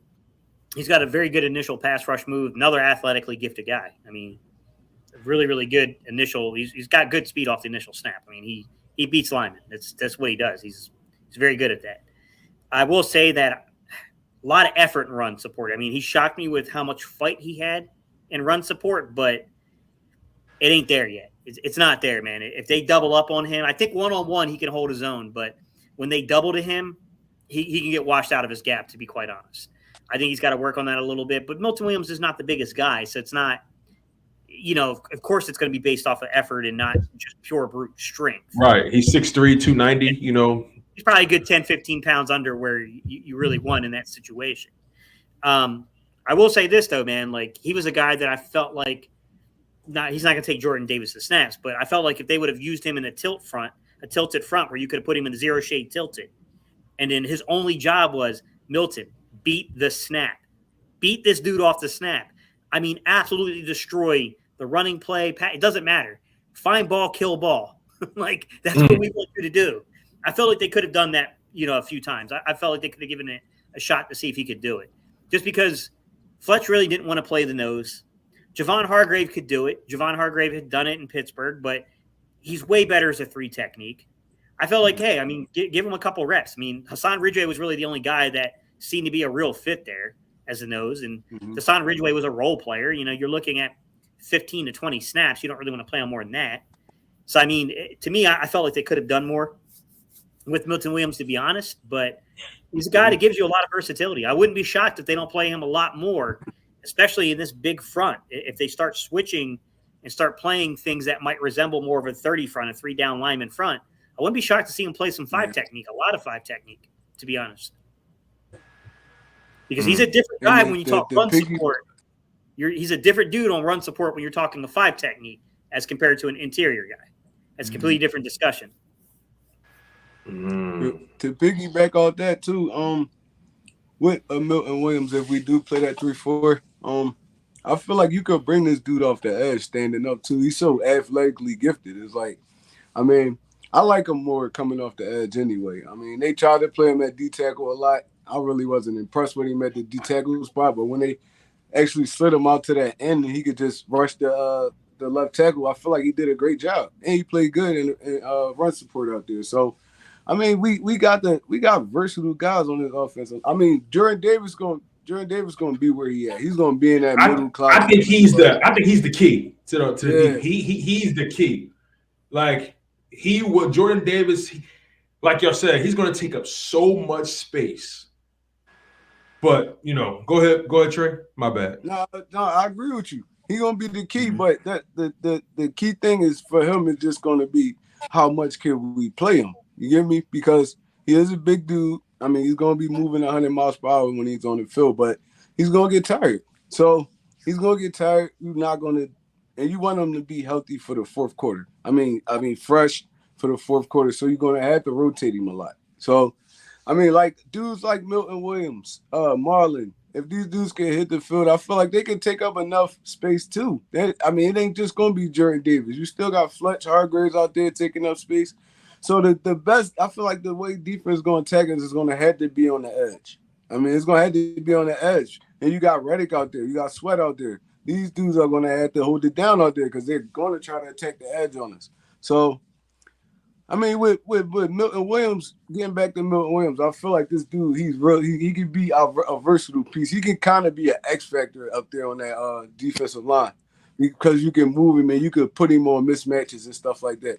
And he's so athletically gifted that he could beat those one-on-ones. So, I mean, I can't wait to see how Gannon deploy these dudes. That's what I really want to see. I want to see how he deploy these dudes because we got so much talent on his defense now, and it's all up to the defensive coordinator. What's up, guys? I see a lot of y'all in the chat. What's going on, guys? I've just noticed in the chat. Hey, Marina. I agree with you. 40 times mean nothing, but keep this in mind. He put a 1-6-3 10-yard split up. Yeah. Put that in a context. That's what Steven Nelson put up.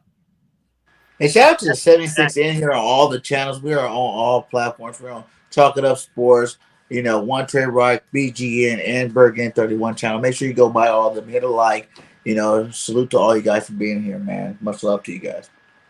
Sure, y'all are killing it right now. Well, what I would say on that aspect on both parts, because you guys both said two things that I really like. The Jordan Davis thing is like, another big thing about Jordan Davis, like you said, he is that perfect 3 technique. I mean, right in the middle, nose guard, he's your official nose guard, right? Like you said, Fletch didn't want to play that. Hargrave didn't want to play. Those are pass rushers, defensive tackles. They want to do other things. They don't want to be stuck in the middle getting double teamed by the center and the guard all game. Now you got a guy there, so now they can feel more comfortable and they'll be more productive because they're playing something that they like. So you change the whole narrative for that defensive line by adding a guy like Jordan Davis, And then on Milton Williams, it's like the biggest thing for Milton is he's going into year 2. He was a rookie last year. And we're, the high praise that we're giving him already for his rookie year. First year in the NFL, not even really developed yet, blossoming flower, as they like to say over here in Philly, Next year that he has the scheme down, he's gonna be playing at even a faster level. He's gonna be even stronger. That the sky's the limit for that guy too. Our defensive line, I'm telling you, top 5. I would even say top 3. Like I can't name you. First starting 4, even the backups. That we have coming in. We have 2 starting rotations coming in. 2 starting rotations, and there's not very many teams in the NFL that can say that. Yeah. With different athletic attributes too, which is the crazy thing about it. I mean, like I was saying earlier in an underfront, if you're trying to get that 3 technique and you want that 3 technique to win, and you're trying to keep that will linebacker, free so he can scrape along the line. Milton Williams is another dude that hey, Milton, listen, whatever you do, you've got to keep this guy from getting up on this will linebacker. You got to win this matchup. There's a lot of dudes on this defensive line that can do that. They can play those type of roles.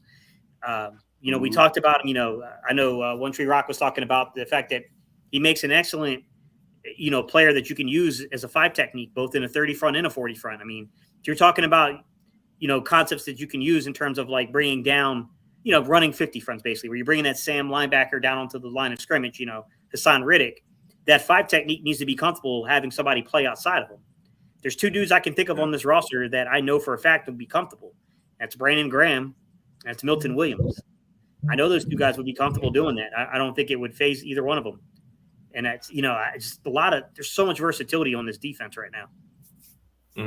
I love that, man. I love that. Now, we done covered the whole 9 yards with the defense, right? Let's transition to the offensive side of the ball, because that is where the electricity is going to happen, right? So I gotta ask you guys this. I know the obvious conversation is Jalen Hurts, but let's kind of do what we did before. Let's kind of work from the inside out. Offensive line. Now, we had the best offensive line in football last year, if you ask me, especially in run blocking. Couldn't really do much about that.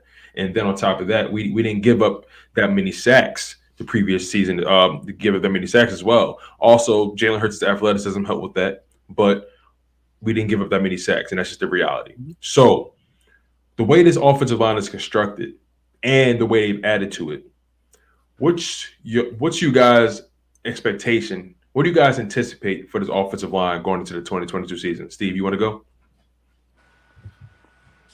Yeah, sure. Expectations for the offensive line in 2022, basically, or for the entire offensive group? Offensive line right now. Offensive line.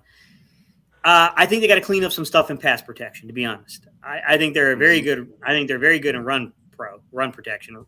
Run blocking, but their pass pro, I felt like they're a little suspect at times. To be honest, I think Jalen Hurts bails them out of a little bit. To be quite honest, as much as we get flack for Jalen Hurts for leaving the pocket when it's not necessary, there's also times where he's clearly bailing out the offensive line when they've given up. They've lost leverage. With that said, I feel pretty confident about it, man. Jordan Mailata is only going to get better. He's talk about another massive human being. You know what I mean? Talk about another young guy who didn't have a lot of experience playing football that's just athletically gifted.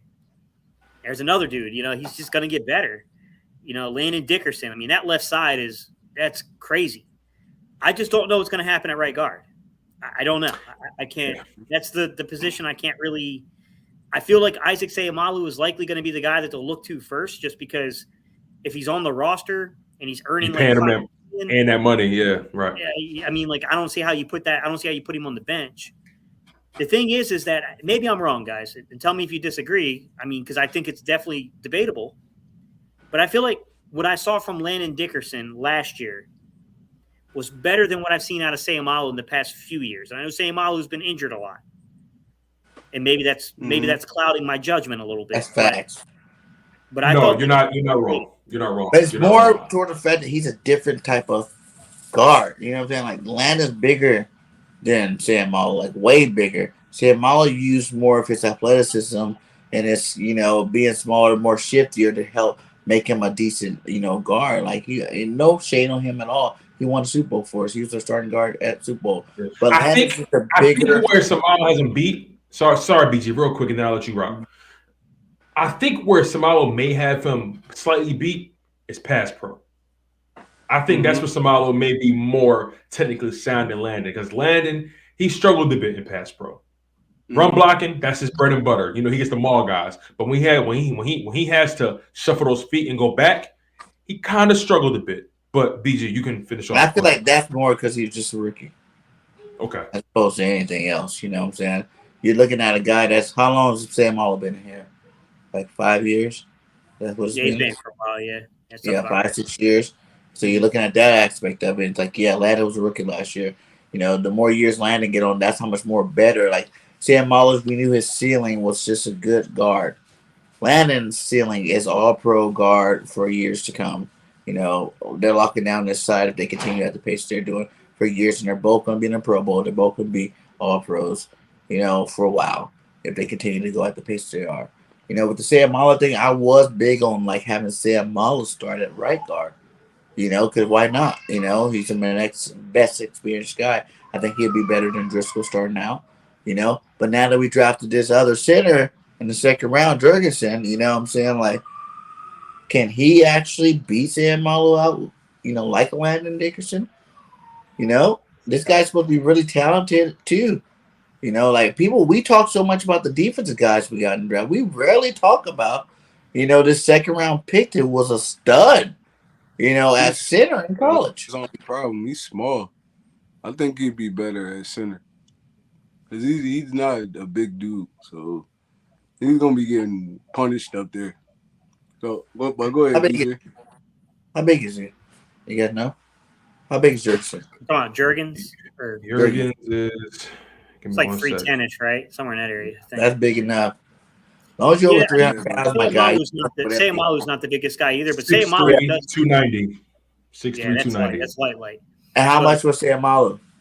Probably about 305, 310-ish, I think. That's interesting. That's really interesting. Let me make sure I got his weight right. Kelsey played center. That's what I was saying. That guard position. Okay, I take that back. I apologize. Cam Jurgens is actually, he's actually 6'3", 303 pounds. Yeah, it's about 305. Yeah, so he's pretty close to what Sayamalu would be. Then I'm going to guess that Sayamalu probably came out of the draft around the same exact size. I think Sayamalu's I would imagine over the years he probably plays around 315 or so. I'd imagine. Normally, you want your guards to be about 320 plus. I mean, it's not what you're looking. But some dudes don't. Samalu's 303. Sayamalu 303. Yeah, 303. That's what I'm saying right here. I think he has been hurt though. For real. Yeah.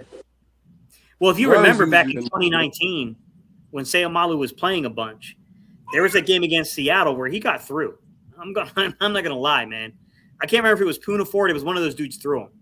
Like it was bad. You could see his feet lift off the air. I was like, oh boy, that's not. I wouldn't want to be in the film room on Monday. That's not gonna look good. I seen that happen to Jason Peters one day, and that's when I knew he was done. I saw Jason Peters get lifted off his feet in that Giants matchup. Yeah, I think it was a Thursday night football game, and it was maybe a couple years ago, like his last season with us, I think. Yeah. And when I saw him get lifted off his feet, I was like, oh yeah, it's about time. It's about that time. Yeah. Now, the offensive line is tricky because you got guys like even what's his name, Lane Johnson, right tackle. Like I was having a conversation with Jalen Williams. He's a guy I play collegiately on the offensive line. He said something to me that I never thought about before, which is he was talking about natural big dudes versus workout warriors, dudes that have to bulk up to get to the size to play. And he said, truth be told, Lane Johnson is not a guy that body naturally wants to carry 320 pounds. Yeah. He's a little thinner than that. He's a little leaner than that in reality. He has to fight to keep that weight up. And I was like, never really thought about that before. You never really think that these, I always just thought these were the big dudes and, that but he's like, no, think about all the powerlifting and all the stuff that he does. Like he's got to do a lot to stay at that weight. I never thought about that before. I mean, I know he was originally a quarterback and then he transitioned to tight end, then he became an offensive lineman, but I never thought about the whole concept of having to fight to keep weight on. Normally, guys fight to keep weight off, but he has to fight to keep it on. That's interesting. Yeah. Yeah, I never did either. Like I said, I was never really an offensive line guy, but the only thing I knew is I knew when a guy lost leverage because I was about to get hit. So right? Yeah, don't do that again. Yeah. That is hilarious, man. No, but with me though. Go ahead. Sure, my bad. No, with me though, I feel like you gotta leave Mailata and Dickerson right there at that left side, man. They look good. I mean, it could potentially be the how our right side used to be with Lane Johnson and Brandon Brooks. They could be good for years to come. I mean, the really only thing we lacking at right now is right guard, and I can't even say we lacking. It's like we just got to find a dude to put there. I mean, because if Ali Sayamalu is your weakest right guard, I mean your weakest guy on that line, you got a solid offensive line. I'm not even gonna lie. So, I mean, it's gonna probably be a little bit harder to play power football. From last year we was. But I mean, the dude, he fits right in with this offensive line. So, I mean, I feel like we not gonna really be lacking too much at the right guard position if we plug Sam Marlowe right there. If he can stay healthy. And then we have the other guy that we just brought in. I mean, I know Stoutland could get him up the par, and if anything was to happen, he could play right there too. So I feel like we straight at the offensive line. And when y'all talk about pass pro protection and stuff like that, I feel like a lot of the times that was Jalen Hurts for real, because they don't really know what this dude gonna be at. He's one read and then he runs out the pocket. It's like it was a lot of times I seen last year where he had tons of time and he ran for no reason. So it was like, I mean, you gotta help your offensive line out too. I mean, you help them out if you about to get sacked, but you got to stay in there and throw that football too if they protect them for you. So, I mean, it's a double-edged sword for real. Jalen got to get better with that, and our offensive line got to get a little bit better with pass protection. Yeah, I think early in the season it was a clear example of where Jalen just footwork was bad, to be quite honest. Jalen and Caleb were kind of talking early in the year, last season. They were talking about Gate, you're a quarterback. Like, what's the depth? Like, is his drop depth correct? I'm like, probably not. Probably not. Not judging from the routes he's throwing, it doesn't seem like you should be near a 5-step drop for something that's not over 20 yards. To be quite honest, like a 5-step drop is a pretty deep drop. I mean, to be real with you, a 3-step drop out of the shotgun is a really deep drop. There was definitely some things like that going on where his footwork wasn't quite right. But I thought he cleaned a lot of that stuff up as the season kind of went on. By the Denver game, I started really noticing he got the concept of how to climb and slide the pocket.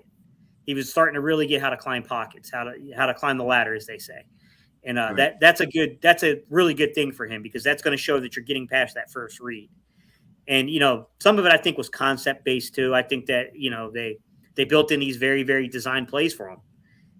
And, as you said, it's a double-edged sword, right? They do that because they think that's what you can do, and they don't necessarily trust you to take control of the full grasp yet. But at the same time, it's holding you back too.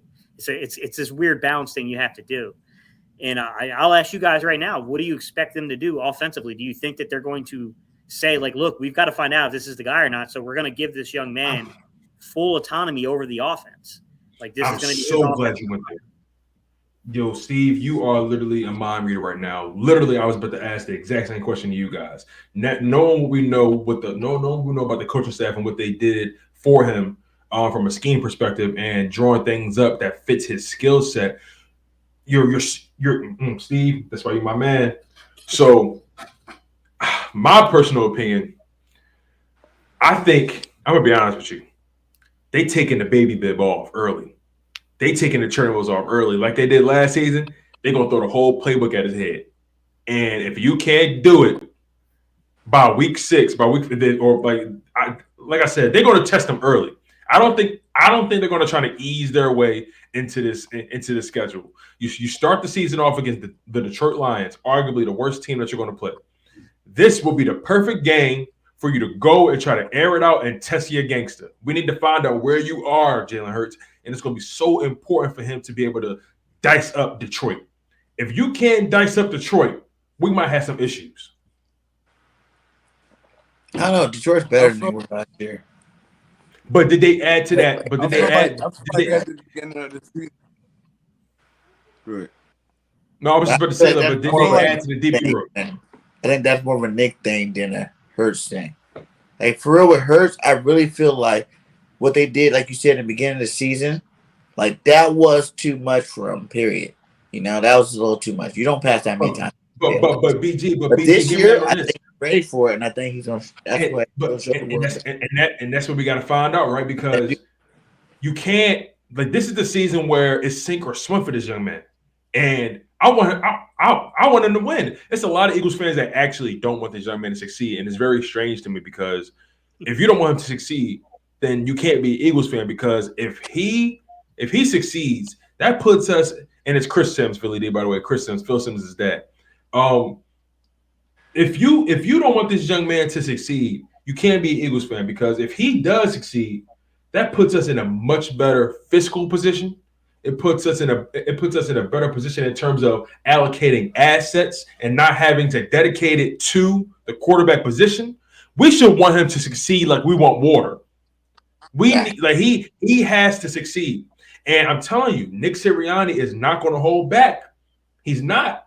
Nick Sirianni, there's a lot of things Nick Sirianni wanted to do last year that he could not do. And he was itching to do it because there were games where he started to regress back to his old ways. And we kept and he was trying. He'll start the first quarter trying to throw the ball.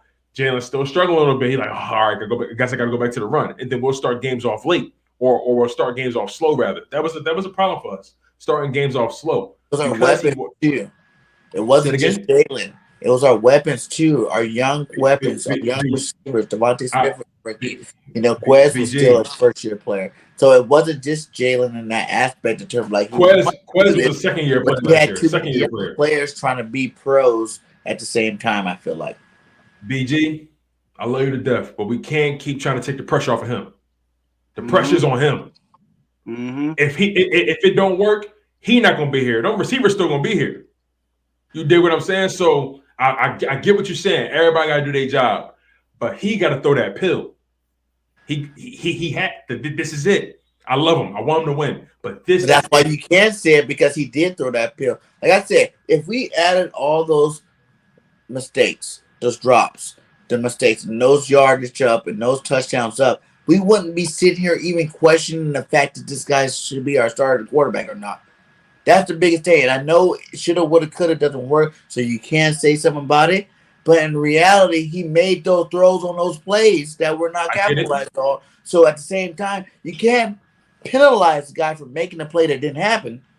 At the same time, like you do expect more, and I do agree that he needs to come back harder and better this year. But I'm saying you really can't penalize because on those plays, the play was made from Jalen Hurts. Once the ball leaves his hand, the rest of the play is whoever he's throwing the ball to or whatnot. Now, what do you say about Jalen can't get it there, and Jalen has like 6 touchdowns that he could have had extra on his thing, where he has 21 touchdowns now, 10 touchdowns rushing. You know what I'm saying? The stats go up. He has 4,000 yards instead of 3,100 yards. Like that's a huge, big difference. You're right. No, you're right. Where it's like that's why I think I am such a homer. You guys call me in terms of Jalen Hurts. Dude made the plays too. Like I hate hearing the fact that dude can't throw. Because like we can't ignore there's flaws in his game. In terms of game. No. Even Tom Brady. No, don't do that. Don't do that. Don't do I that, am BG. I love you, BG. I love you, bro. Don't do that. Like a big thing that the people don't even realize is last year was the lowest scoring points per team in the whole NFL. Who? Like last year, we went down in terms of the whole league didn't score that many points per game as they normally do. Wait. The whole league didn't score. If you notice the first 6 weeks, all the elite quarterbacks were not having high stats. Like all the elite quarterbacks. Like, that was the worst start. Okay. Huh? He was asking that was like one of the worst starts of the league in terms of quarterback play in general ever. Like last year. Yeah, that's what I was trying to figure out. I was trying to like you said. No, my bad. Go ahead. Everybody wanted him to succeed, but there's a lot of stuff that we saw last year that he got to improve on, man. He's like, we could try to blame rookie or, people that didn't start, but at the end of the day, it was a lot of throws he missed too, bro. Yeah, like, you're right. Like Trey Rock, you're right. Like, bro, he over 60% of his throws was outside the hash. He couldn't throw in the middle. That's a problem. He ain't want no smoke in the middle. You're gonna have to get better at that because you got one of the best tight ends in the NFL, and he's gonna do all his work across the middle. So, you're gonna have to learn to throw the football across the middle. You're gonna have to learn to throw with anticipation. You're gonna have to stop being scared to let the football go because if B-dude's open, the concepts don't be bad, don't be that horrible as we think it is. The quarterback just he waits. He don't trust the throw. He runs out the pocket for no reason sometimes. And he cuts the field off. So these are the flaws that Jalen Hurts had coming into the NFL. So we can't sit here and say, "Oh no, he had these flaws before he got here." And you also heard the coach improved on them, but he really didn't. You guys don't understand the progressions of these plays that I'm calling. He's the coach. He's calling the plays. He told you guys you need to back up off Jalen because some of the progressions the way it was. We had linemen hurt early. We had a lot of young linemen playing, meaning he didn't have all the best things. If I go into a season with starting lineup, and my second week, my starting left guard's going now, my right tackle's going now for games, I'm not 100% sure what this guy's going to even do. So, of course, I'm going to be more antsy to run the ball. Of course, I'm going to be more antsy to get out there. If I feel like any play, there's a lot of pressure coming in on it. That's how I feel like. You know what I'm saying? Like, there are, like, built-in, like, I'm not making, like I said, first-year player, I think he had a great year, his first year playing, But is there mistakes? Of course. But I'm just saying, like, every quarterback still has mistakes. Patty Mahomes actually, real quick to that point, where actually he didn't make many mistakes. The mistakes wasn't the issue; it was his flaws in his game. It wasn't mistakes per se. But that's what I mean, because he didn't turn the ball over that much. He only threw 10 picks, and 3 of them came against the Giants, which should have never happened. But Steve, we've been going back and forth. I want to get your perspective on this Jalen Hurts situation. Maybe you can be the great equalizer. I think there's a few things going on here. Number one, I think that they need to expand the offense for him. I think they need to give him the autonomy at the line of scrimmage. I think he needs to sink or swim on his own. I think you have to find out. And there's only one way of doing it, is to giving him the autonomy to make decisions. I will say that having A.J. Brown will definitely help. Because I think some of the issue is outside of Dallas Goedert, you don't have a lot of guys that can work the middle of the field. I think having A.J. Brown, who can definitely run in breaking routes, is going to make life a little easier. Who can beat man coverage and get in, run those in breaking routes on top of it. I think it's going to help them tremendously. But there is a part of this game, I'm not going to lie, it's got to be improved upon, which is, you heard Andy Reid talk about it when he was trying to justify Alex Smith back in the day with Kansas City. And he was saying, like, look, getting the offense into rhythm is the quarterback's responsibility. Right. And that's where Jalen has to be better. That's where people are talking about the hesitation on the reads and things like that. And Jalen knows that. That's why he went out there to go work with Tom House. That's why he's out there working with Tom Brady. That's why you heard, I had a young man come on my channel who's worked with Tom House in 3D QB. He came on, Justin Arth, a young quarterback out there trying to get a contract with the CFL right now. He said, look, one of the things that they do and the greats do, like Tom Brady and like Drew Brees and those guys, is they play the actual playbook in their head the night before the game. So they run through all the game time situations, all the game time scenarios, the route combinations, all those things, and what can happen. And they run through each of the reads and how they would do it. So that way, when they're in the game, there's not that hesitation. And, Jalen talked a lot about the mental side of the game. He kept saying things like holistic approach, and he was talking about regiments and schedules and all these things about really kind of getting himself together. And I think that's partially, I don't think that's what he was directly speaking to, but I think that's an aspect of it, of getting yourself mentally prepared for the game, making sure when you see these coverages, when you see these things, you're not hesitating because you've seen it, it. And I think just simply put, being the second time around, your second year, full season as a starter is going to help tremendously, because I don't think that he'll be as fooled by coverages. I don't think that he'll be as off-put by leverage from corners. And I think that was the bigger problem is there were times to where I think he read it right. He just didn't trust the leverage. And it was like, no, Jalen, you got to let that rip, man. Get the ball out of your hands. Trust your man. Trust your dude to make the play. Trust your guy to make the play. And I think he's going to do that, man. I think having A.J. Brown and Devontae Smith helps too, because they're going to come back and be like, yo, Jalen, when he does this again, I'm Good going point. to Great point. Great point. Those wide receivers, having those guys. Because look, Devontae came into the league ready-made.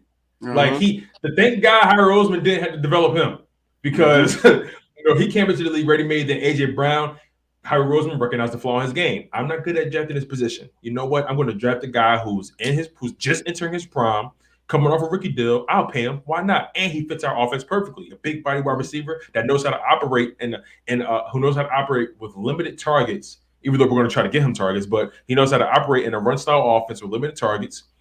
You're right, Gate City. They're going to come back to him and say, look, this is what I need from you. This is what I'm going to do. This is what I'm going to make him do. This is what I want you to do next, okay? He needs those guys, that veteran leadership, those guys that understand the wide receiver position, understand leverage, understand that, hey, trust me, I got you. Just let it rip. And the fact that it's his best friend. You know what I'm saying? That's a huge part. Like, I heard someone say Like a lot of those drops aren't going to be dropped no more just because that's his boy. You know what I'm saying? That connection you have with your boy, you know what I'm saying? You can go out there, you can look even like Dan Marino or like Montana or something. You're out there playing with your friend, you know what I'm saying? You got throwing the ball together, playing pitch and catch. You know, they surround this guy with familiar faces. You know what I'm saying? Said that no one knows just how big of a jump Jalen can even make right now. Going, like I said, that's a huge thing. Like I've been saying over and over again, that's a huge thing that people need to really realize. Him being able to get into the second year of the same offense, that's a huge thing. It is And huge. First time. I also believe that some guys, I mean, and I'm not saying this Jalen, but I also believe some guys just gonna be who they are. I mean, you look at Colin Kaepernick. He was a great athlete. He wasn't a great quarterback. You get me? He wasn't a great quarterback. He made plays because he sucked defenses in sometimes, and big plays opened up. But the way Tampa Bay played us in the playoffs, it kind of scared me because now it's like more of a blueprint type thing. You box this dude and make him throw the football. He's gonna have to get better as a passer. Like we all agree on that. He's gonna have to get way better as a passer. I mean, and I'm not even talking arm strength and stuff like that because there's a lot of great quarterbacks that played in the NFL that didn't have tremendous arm strength. It was just timing and anticipation. And like I said, seeing coverages and knowing what's going to be open, taking the check down when it's there. I mean, he just got to get better as a decision maker for real. I mean, it's like everything not going to be there for 7 seconds. And I mean, dudes running around playing backyard football. You're going to actually have to play quarterback. And I mean, I feel like he can do it, but I watched him since high school, and he really been the same quarterback since high school. It's hard to get out of some habits. I mean, it's hard to break some habits. You see Jalen Hurts. You've seen him do it, get better and better since he's been, and even in college. I can't say I watched him since high school, but if you look at the college game, right, the whole reason why Nick Saban sat him that year, you know, in that championship game, because Tua had a better arm. You know what I'm saying? That was it. You know, he knew that this was not the game he can play if he wants to win the championship. You know, with the run option type quarterback, you know, the dual threat quarterback, he put the guaranteed arm in there. Tua, but you watch him come back the next year. That's actually debatable now. Well, hold on. You know, because Jalen came back in the next year. He won the game when Tua went out. But then he went to Oklahoma, a whole nother offense that he threw for over 4,000 yards. He ran for 1,000 yards. You know what I'm saying? Like first quarterback ever. He was breaking records like crazy, better than any other Oklahoma quarterback, and that's a big school. So then you've seen him develop. Even the first year, the first 4 games to last year, he developed as a passer. You know, even if you watched all of last season, if you didn't see from game 1 to game 17 or 16, 17, whatever, that he I got you. You know what I'm saying? That he was a better quarterback. Towards those end games, he stood in that pocket. He just uses athleticism to run around the pocket to create more time for his receivers. You know, we all gripe on him for doing it early, but that's just normal stuff, I think, that rookies do. Like I said, this guy is 6th all-time ever in terms of production for quarterbacks. 6th all-time ever, they said, in terms of production for quarterbacks in their first year starting. Like, how can you even, like, debate any of that? Like, how can you even be critical, really that critical? I know you want to be critical as fans. We're going to be critical, but, like, if you take it to perspective, the NFL had thousands of quarterbacks. This guy's 6th all-time in terms of production from the position his first year started. I get it. You know, I think what Trey Rock is talking about really is not really the fact that he hasn't improved, but more so those habits. He has habits that he needs to break. And I think that's the hardest thing when you know playing a quarterback position, you have to be a creature of habit. And the last thing you want to do is develop bad ones. And I think Jalen Hurts is at that point now where he's trying to unravel the bad habits and start to pick up new ones. And I think that's where working with Tom House and Tom Brady comes in. What's your thoughts, people expect him to be a perfect quarterback, and there's not one out there. There's not. You can critique every single quarterback in the NFL right now. Every single one. Tom Brady, the GOAT. You can critique him right now. I watched a lot of Tom Brady games last year where he sucked. And everybody talk about this deep ball stuff. Tom Brady barely ever throws past 10 yards. Mm-hmm. Ever. That's not style. But Steve, I need to know. I need you. Like, how can you get mad for Jalen? Oh, you don't have very many deep balls going out there, and then you look at the GOAT. It's called this dude the GOAT, and all his passes are 10 yards. You know what I'm saying? Like that's like, to me, it's like, I don't get it. Well, I mean, Tom Brady has afforded that. Tom Brady has afforded that luxury for one, and for two, Tom Brady became a mentalist of the game, and that's where Jalen Hurts needs to come in. Jalen Hurts is never going to be the most talented quarterback on the field, never. But what needs to happen is he needs to become a mentalist of the game. What's your thoughts on that, Steve? I think it's complicated when you look past his history for a couple of reasons. Number one, his high school team was they were not good. Like Jalen definitely held them up. He kept them afloat. They were pretty bad. And I think that can create habits, right? Mm-hmm.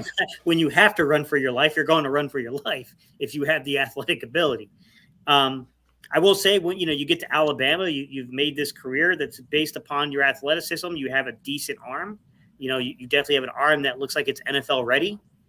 That he gets to Alabama, and I had someone say something to me that was something I never thought about, which is I was talking to Max Brown, former USC quarterback, transferred out to Pitt, finished off his career there. Max had said, he was offered by Alabama. He was offered, by Nick Saban outside of his art class. And I was like, dude, how do you turn that down? And he's like, you got to remember, man, back in the day, Alabama was not a quarterback school. Like Jalen kind of changed. Yeah, like Jalen kind of changed that image. Jalen was really the first. It was Jalen, and then from Jalen came Tua. From Tua came Mac. From Mac came Bryce. Before that, they had that was that dude's name, the white dude, McKinney or whatever. Played like the 20. That's a good point. I didn't think about that. That's a very good point. AJ McCarron, yeah, AJ McCarron, yeah. Before that was it. That was pretty much. They had AJ McCarron, McElroy. They had all those dudes. They was never going to do nothing in the NFL. So I never thought about that, Gates. That's a very good point. Yeah. Jalen was really the first one to kind of break that mold. And because I was asking Max, I'm like, yo, that would have been tempting for me. I would have had a hard time turning that down personally. He's like, not for me. He's like, at that time, USC was the school. So he's like, I want to go to USC. That's Carson Palmer. That's look at the amount of dudes they put in the league. I'm like, all right, I get it. Carson Palmer is the most technically sound quarterback that didn't win anything, by the way, but still. But unfortunate. I'm taking a shot. I'm just messing with him. Carson Palmer, Matt Barkley, all those dudes. Yeah. Matt Leinart. Exactly. But the funny thing is like when you looked at that, it's like, okay, like I kind of get what he's saying, and then like you talk about Oklahoma, and that's a tough one. That's a really tough one because I have watched. So what was his name? The head coach there that left and went to USC. Is it Lincoln Riley? Yeah. When I watched Lincoln Riley turn quarterbacks at ECU into something, but I don't know that he developed them.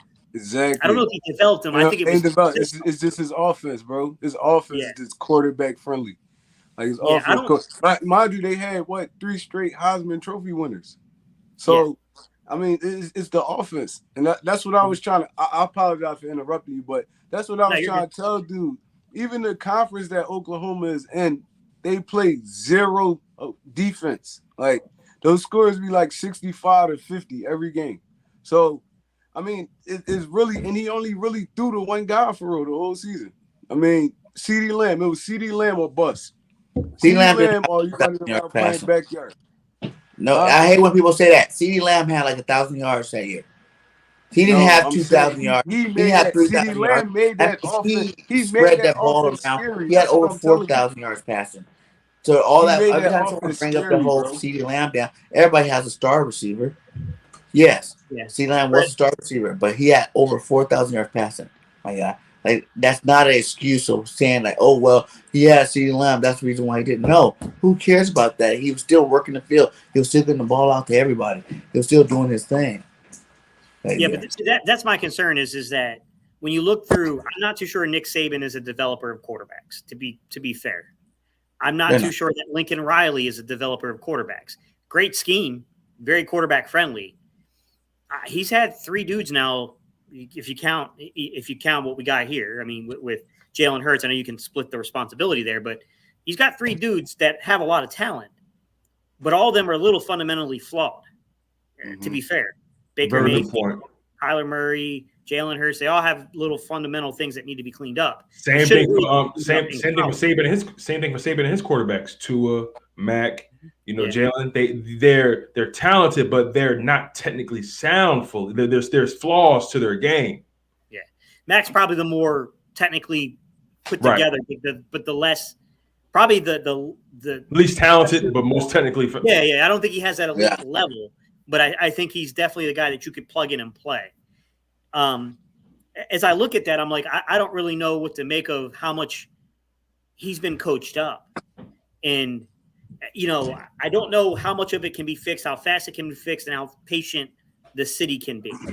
I think that's the issue, is that it does take patience for young quarterbacks to get it together like this. Gates, catch your question real quick. Gates, catch your question real quick. Question after you. I have a question. Is it fair to say Nick Sirianni may be the only coach, or maybe the first coach to really coach him up at the quarterback position? Because, you know, we've seen games Nick Sirianni say, yo, what are you doing? You know what I'm saying? Like, you know, that Washington game, I think he fumbled or he threw an interception in the red zone, whatever it was. Nick Sirianni ripped him on the sideline. And from that point forward, Hurts turned into a different quarterback. Is it fair to say that he's starting to get that coaching he needs in NFL with Nick Sirianni versus what he got in college, which was a very quarterback-friendly situation where he was coddled? Yeah, I think Brian Johnson probably deserves some credit in that too. I mean, Brian Johnson. Shout out to Brian Johnson as well. Yeah, Brian Johnson, really good quarterback developer. Shane Steichen, I think. See, here's the thing I'm disappointed with Shane Steichen. Shane Steichen put together a very friendly system for Herbert. If anything, we would probably criticize it as being too passive. It was a little too passive towards the run. Just a little too much running. It was, you know, like obvious passing down situations where you should be letting Herbert spin the football and you're running the ball. And I know Charger fans got really frustrated with Steichen for that. But he kind of went the opposite way early on with Nick Sirianni, and maybe it was Kevin Patullo, to be fair. It could have been Patullo does design the passing game, so that might be really more so Patullo's area. But, I didn't love the approach early on. It just felt like basically if you're going to do that, why not just get Lincoln Riley on the phone and say, hey, what were the concepts you ran with Jalen that were successful? Like, you might as well have just done that. Like, it felt like you should have been implementing a little bit more pro-style offense and try to bring this young man along. And I know they wanted that initial success. That's what they were shooting for. They wanted that initial success. I think they looked at the landscape of that schedule and said, we got to get this young man comfortable, and we got to get him comfortable quick. And that's the disadvantage of having a front-loaded schedule like that, you know, where you got these elite quarterbacks and everything going on that you know can put up big points on you and put you behind fast. I like Jalen Hurts, man. I think he's a worker. The one thing I will say about Jalen is that he's got an uphill battle. There's no doubt about it. But, man, I'm not going to question this young man's work ethic. Right. He's got a tremendous work ethic. It's just a matter of, okay, what exactly is going on? How fast can we make these fixes? And we're talking about habits. You know the saying, it takes 10,000 hours to build a habit. Mm-hmm. You know? And yeah, I want to ask you something too. Like, how much of you think it is just in terms of like the ceiling for Jalen Hurts, depending on Nick Sirianni in general? Because we've seen Drew Brees. You know, a lot of people like throw that out there. You know, the Drew Brees thing in San Diego, as opposed to Drew Brees inside the Saints. You know what I'm saying? Like, Sean Payton schemed up Drew Brees. You know what I'm saying? Like, to make it easier for him to look as good as he did, because they said he didn't have the strongest arm. He was a small quarterback. You know what I'm saying? They had all these narratives coming out of San Diego. But you see, he's became one of the greatest quarterback throwers of the ball, you know, more off of the schemes that Peyton was able to scheme up for him. Yeah, scheme's very important for the quarterback. There's no doubt about it. I mean, you know, a lot of the dirty secret with Drew Brees is that he basically, for the majority of his career, was a half-field reader. Like, now don't get me wrong. You know, he still had the ability to step to the line of scrimmage, and he would have half-field reads to both sides of the field, and he would choose, depending upon the defense, where he was going to read post-snap. But nonetheless, I mean, half-field reads are designed to get the ball out of your hands quickly. You know, it's meant for you to be able to make those executive decisions in a very fast manner. We saw they try to do that with Carson Wentz, by the way. I don't know if you guys remember, that was Dougie P. But Dougie P tried to speed up Carson Wentz by having him half-field read. And that didn't work. So to some extent, it is dependent upon the player. You know, the player's got to be willing to do that. You know, Carson wanted to roll the pocket, move the pocket, and be an athlete. You know, Drew was more so like, hey, look, Let's find the matchup. Let's get the ball in my hands fast, and let's make something happen. I mean, I don't know what style Jalen's going to play to. I don't know how much RPOs are going to keep implementing. I do think it's going to be part of the game just because the RPOs help you set up Jalen Hurts to be an effective contributor to the running game. And I know a lot of people don't like that. And I know that you expose a quarterback to injury. There's no doubt about it. Anytime that you're taking a hit, you're exposing yourself to injury. What's the famous line, like when they talk about risk and risk assessment, like you put a pool in your backyard and you immediately increase your risk of drowning. Like, of course, the more you set yourself up to be hit, the more likely you're going to expose yourself to injury. What I will say is this, though. We have seen a quarterback with 100 attempts and 800 rushing yards win a Super Bowl. It's just a matter of, can you build similar concepts? Can you build defensive, prowess to help hold you there to be able to capitalize on that style of offense? Because Russell Wilson had over 100 rushing attempts and 800 yards the year he won the Super Bowl. That's a running quarterback, gentlemen. I'm sorry. I hear that debate a lot. A running quarterback is absolutely right. That's a good point. And even to jump on that point, the fact that you did it in your rookie contract. You know what I'm saying? Like, you got to take advantage. People worry about, Jalen Hurts. Oh, if he keeps running, you might get broken down. This dude is like one of the strongest quarterbacks you've seen.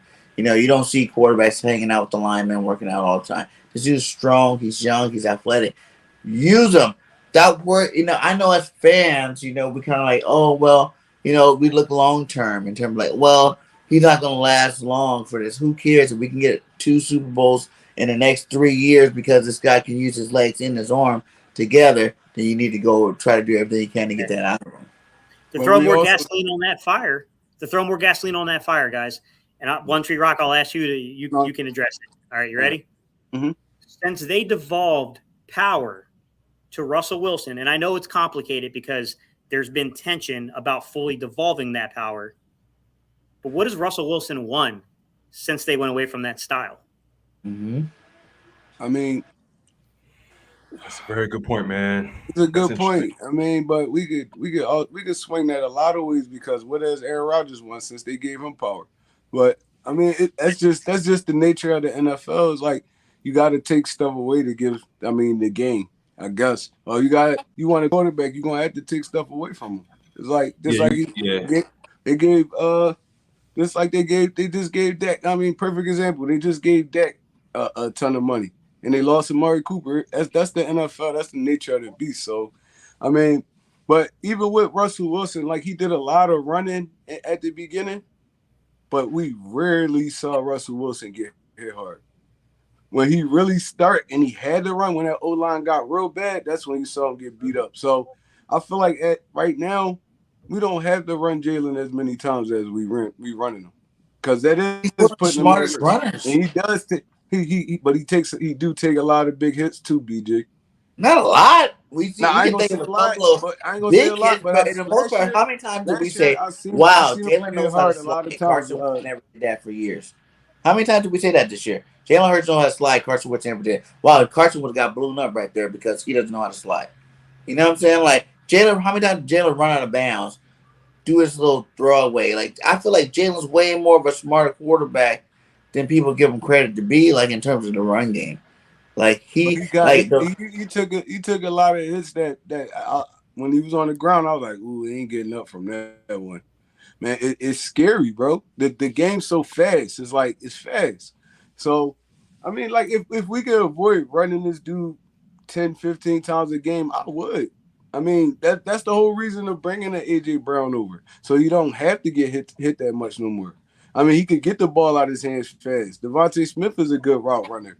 I mean, he could get the ball out of his hands fast. So, I mean, if we could avoid running this dude, especially like a lot of design runs, I'm all for it. I want to see him be a quarterback, to be honest. I want to see you sit back, find a mismatch, hit him. I mean, we moving up the field that way. I don't want to see you running all over the place. I mean, because do you think you're asking too much from him? No, listen, real quick. We changed Donovan McNabb. That's when Donovan McNabb started sucking. No, we didn't change Donovan McNabb. He wanted to change. We didn't change. Wanted to change. No. Yeah. When everybody said that McNabb couldn't throw, that's when McNabb said, like, I am a pocket quarterback too. You know, and he decided to change himself, yes. But I'm saying it was from the critics telling him that he was not a pocket quarterback, that he was calling him a running quarterback is the reason why he changed his narrative. Now, You know? here's the thing, right? Here's And the when real he quick. did that, I think Dominic game started to go down on the downslope after that. Because you can't control a person for what he is. You know what I'm saying? Like everybody wants to mold a person into something. Jalen Hurts he can be a rare breed quarterback if you let him continue to do what he does, or he can be like the other running quarterback. But you will never know if you don't give him the opportunity to be him first. Right. Now here's the thing, right, about that, right? The last thing you want to do is take away his superpower, right? You want him to still be who he is. The thing is, you don't want to necessarily take away from his game. You just want him to expand his game, and that's where he has to take the ball by the horns, expanding his game, his legs, him being like the Saints game was arguably his best running performance I've ever seen in my life. Like the way he was able to break guys down patiently, with the jukes and everything, and made it look so effortless. He doesn't even look that fast, but he's deceptive. And he has that wiggle.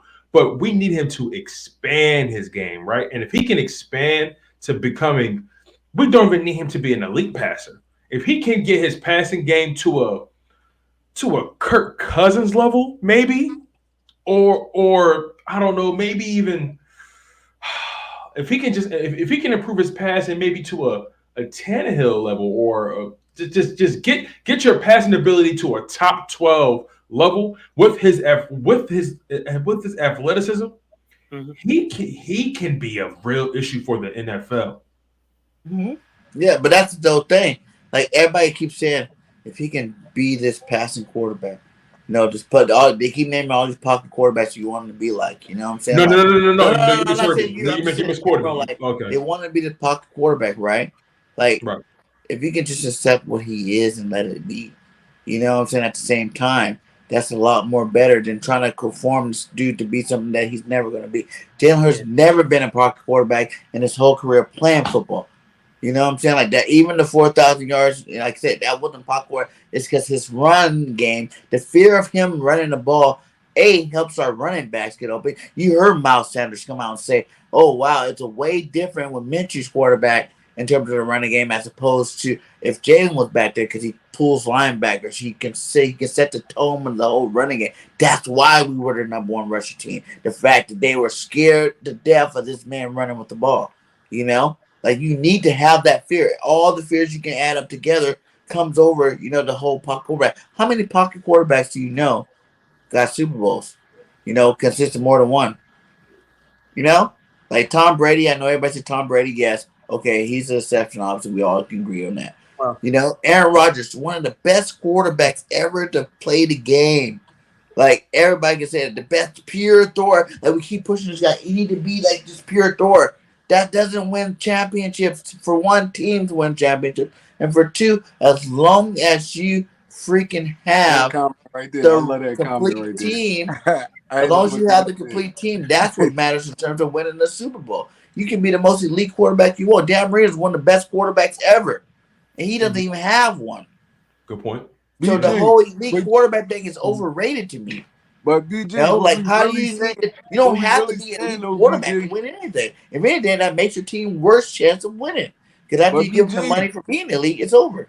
Bro, what we really saying is we don't want for Jalen to we don't want his legs to be his main, source of income. You get me? We don't want that. We want him to be able to throw the football, use his legs as a secondary weapon. You get me? You're gonna have to throw the football in the playoffs. I don't care. You got the best stats in regular. Look at Lamar Jackson. He won an MVP just running around. For real. Basically just running around. Well, every time he get to the playoffs and he get those elite defensive coordinators, he struggled every time. And that we don't want that to be Jalen Hurts' path. You get me? That's all. That's all. We don't want that to be Jalen Hurts. He can win anything he wants in the regular season. When we get to the playoffs and you get to like a Todd Bowles or somebody like that, they're going to scheme for you. And when they scheme for you, they're going to find all your weaknesses and they're going to prey on it. So that's what all we want. We want this dude just to use his legs as a secondary weapon. You let him play the way he plays. Because at the end of the day, the quarterback is not the reason why you win championships. We've seen crappy quarterbacks win Super Bowls, my God. It's a team, defense-centric, how you win a Super Bowl. You have a dominant defense and you have a comparable offense. That's how you win Super Bowls in the league this year. I think it's a little bit of both. So it's a little bit of both, but I'm saying, like, I you think can it's do it with what James did last year. You can win a Super Bowl if you have a team. Hold on, BG. Go ahead, Steve. I want to hear it. I think it's dictated by the box you receive. The one thing Jalen Hurts does for running backs is he creates light boxes because you're going to keep perimeter defenders because Jalen Hurts can tuck it at any point and take off on an RPO. He can take off on a zone read. He can take off on different things on you. So he can lighten the box on you, or teams can sell out and bring everybody in the box on you. And that's the point where he's got to be able to make the passes. He's got to be able to make the reads. He's got to be able to make the throws. I'm not saying that he has to necessarily change to the aspect of where it gets into his head that I'm a running quarterback only. And if I don't sit back here and throw, like, no, you let the defense dictate what you do. Like, exactly. If the defense is not going to respect you and they're not going to bring extra people in the box to stop the run it. You run it. If they're going to give you a light box, you keep running it. But I mean, you got to protect yourself. I think that's what Trey Rock was trying to say, which is you can run the ball and be safe, but you can't be trying to throw your shoulder in the guys. You can't be acting like you're a running back on the field. It's going to get you hurt. It's only a matter of time before somebody stands you up and you get hit for real. Absolutely. I mean, right now, I think that the NFL is kind of changing. Josh Allen, Lamar Jackson, Jalen Hurts, and I think that we're going to see this with Trey Lance as well. You're going to see these designed run things built around quarterbacks. And, to be fair, three of those dudes, there are other teams that do this, but Josh Allen, Lamar Jackson, Jalen Hurts were the three, crazy amounts that did it well over 100 attempts. Those three guys in particular did. Now, with that said, Jalen was up. I want to say it was around like 100 and I want to say like 30 some rushing attempts, guys. I think that's what it came out to. Somewhere around like 130 something. They got to bring it down a little bit. Like when you break that down over the course of 17 weeks, being able to back that off 2 or 3 times a game, it's going to bring you down to 90 to maybe 105 kind of attempts there. That's where you got to beat it, man. You let the box dictate what you do. If they want to, like I said, if Tampa Bay wants to bring all those guys in there to play the run, you got to beat them with your arm. And that's all I want. And that's all we asking for. Hey, Gate, can you answer that question at the bottom? Because I've been wanting to get your perspective on that concept of, you can read the question. I'll read the question. You can answer. It says, Irish Steve says, why is it that when a team drafts a quarterback in the first round, they don't mind letting them take a few years to develop, but a quarterback drafted from second round and back needs to produce quicker? What's the answer to that, Gate? What's up, Irish Steve? I appreciate the question, man. Long story short, has to do with the contract. It's the contract.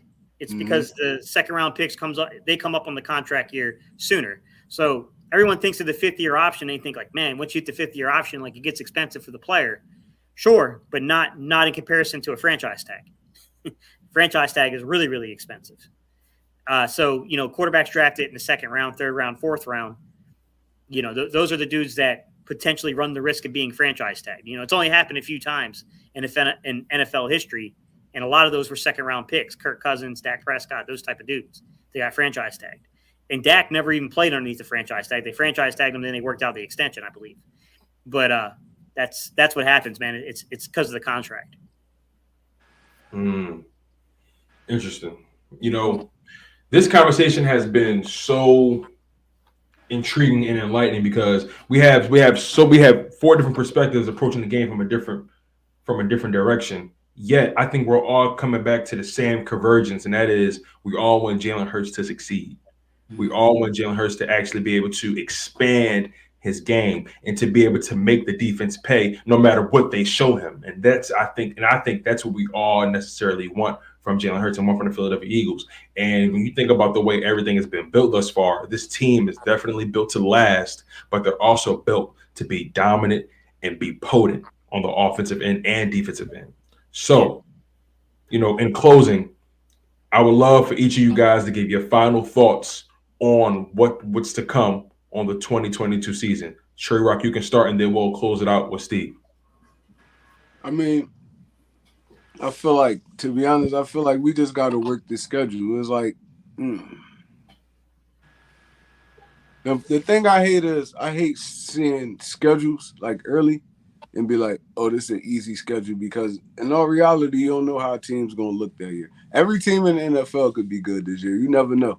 So, I mean, I'm not going to say this schedule easy. It's favorable, though. It's like we got some That's the favorable better teams. word.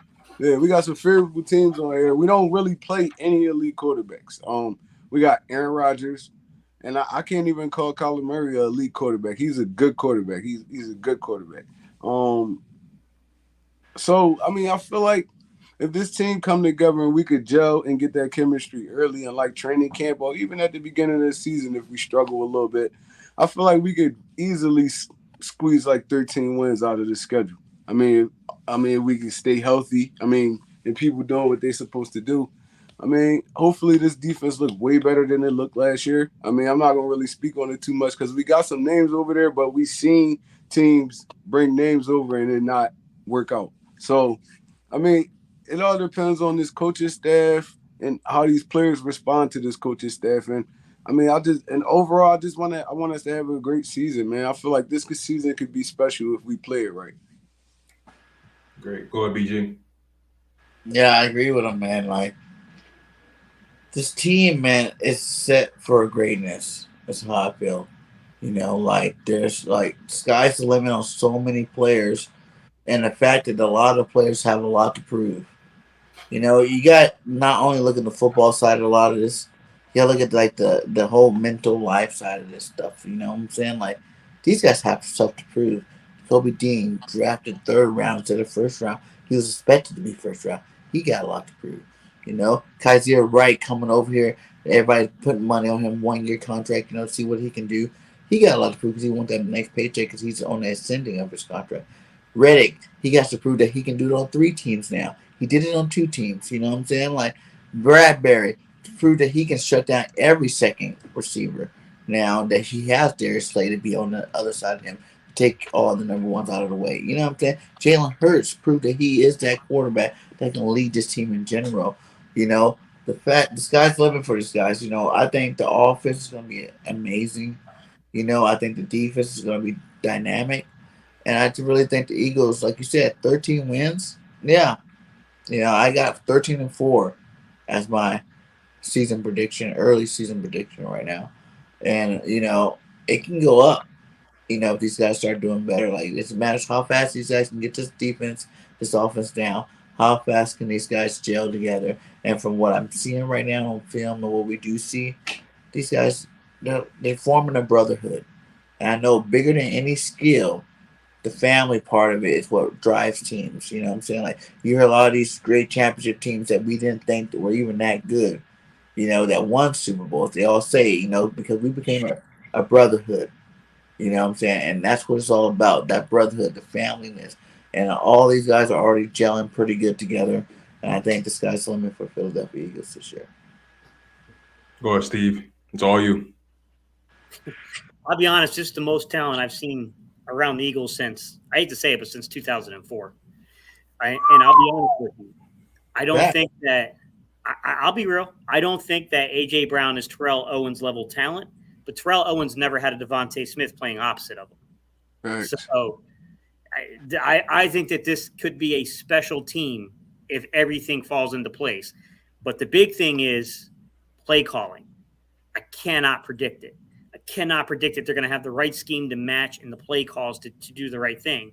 With Jim Johnson and Andy Reid, there was the build up to 2004. So we knew those dudes could call plays. We knew those dudes knew how to coach. So that's the separating factor for me. But talent-wise, I think it's there. This is what I'll say in terms of wins. You won 9 games last year. You need to win double-digit games this year. I don't care, 10, 11, 12, 13, put the number on it, whatever you want to. You got to win double-digit games. Right. But to me, it's more important that you end the season the right way. You need to get hot at the right time. Right. And that's how you build the momentum, right? Because, in 2017, we had the ability to play the underdog role because of Carson Wentz's injury. Everyone wrote us off, and they were able to ride that emotion to great heights. This is about getting hot at the right time, I believe. You got to get hot at the right time. You got to catch fire at the right time. And you got to come in ready to fight. And I've seen two teams do that. San Francisco almost pulled it off last year. They got hot at the right time. And they almost pulled it off. They came real close to putting down the Rams. And then the other team I saw do that, and I hate to say it, Giants. The Giants did it. The Giants got hot at the right time one year and won the Super Bowl off of that. Mm-hmm. That wild card team, right? Yep. Yeah, they did it 2 times actually. Man, but you guys, you guys been spitting this whole live stream, man. This has been one of the more fun live streams I've had in a long time, man. This has been great. I loved all you guys' perspective. I loved all the passion you guys brought, all the analysis, all the smarts and perspective at the end of the day, man. You guys have just been great.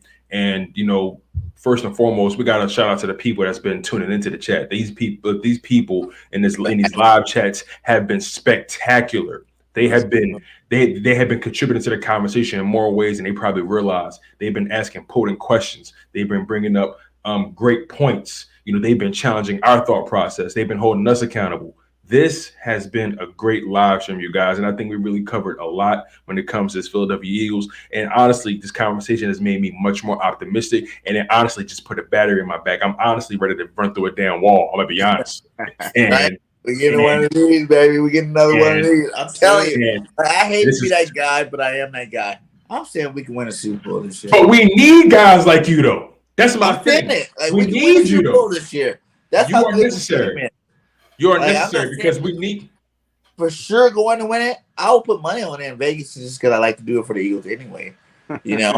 But I really feel like the talent level, like Gay said, man, 2004, man.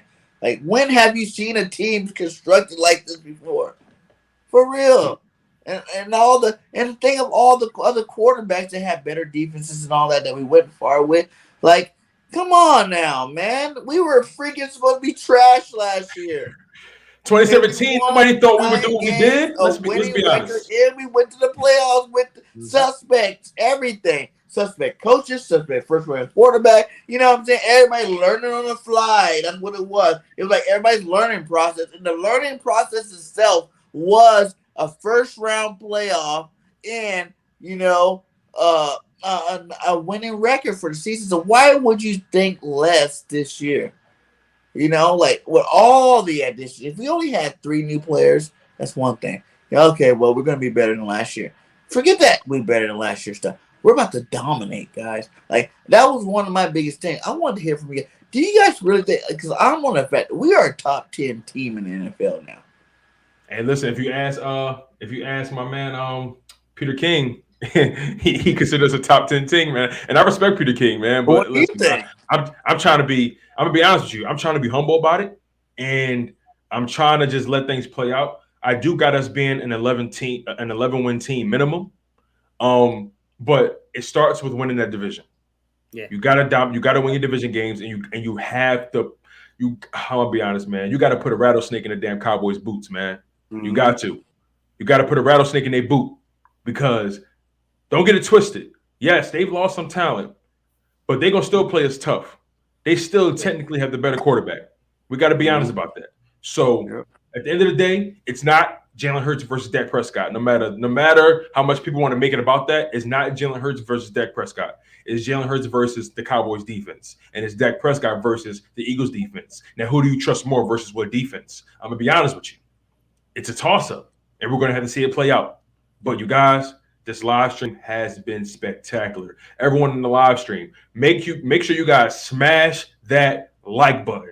The like button has been on fire all evening. I want you guys to make sure you're subscribed to my man, One Trey Rock. Smash the like button in his stream. Please go subscribe to my man, One Trey Rock. My man has been giving out food regularly. Subscribe to my man, One Trey Rock. Make sure you guys go subscribe to my man, BIRDGANG 31, and go subscribe to the BGN Network. Go subscribe, go lock in. So much great content for you guys to consume. And last but certainly not least, the man of the 2 hours, the special guest, the Mr.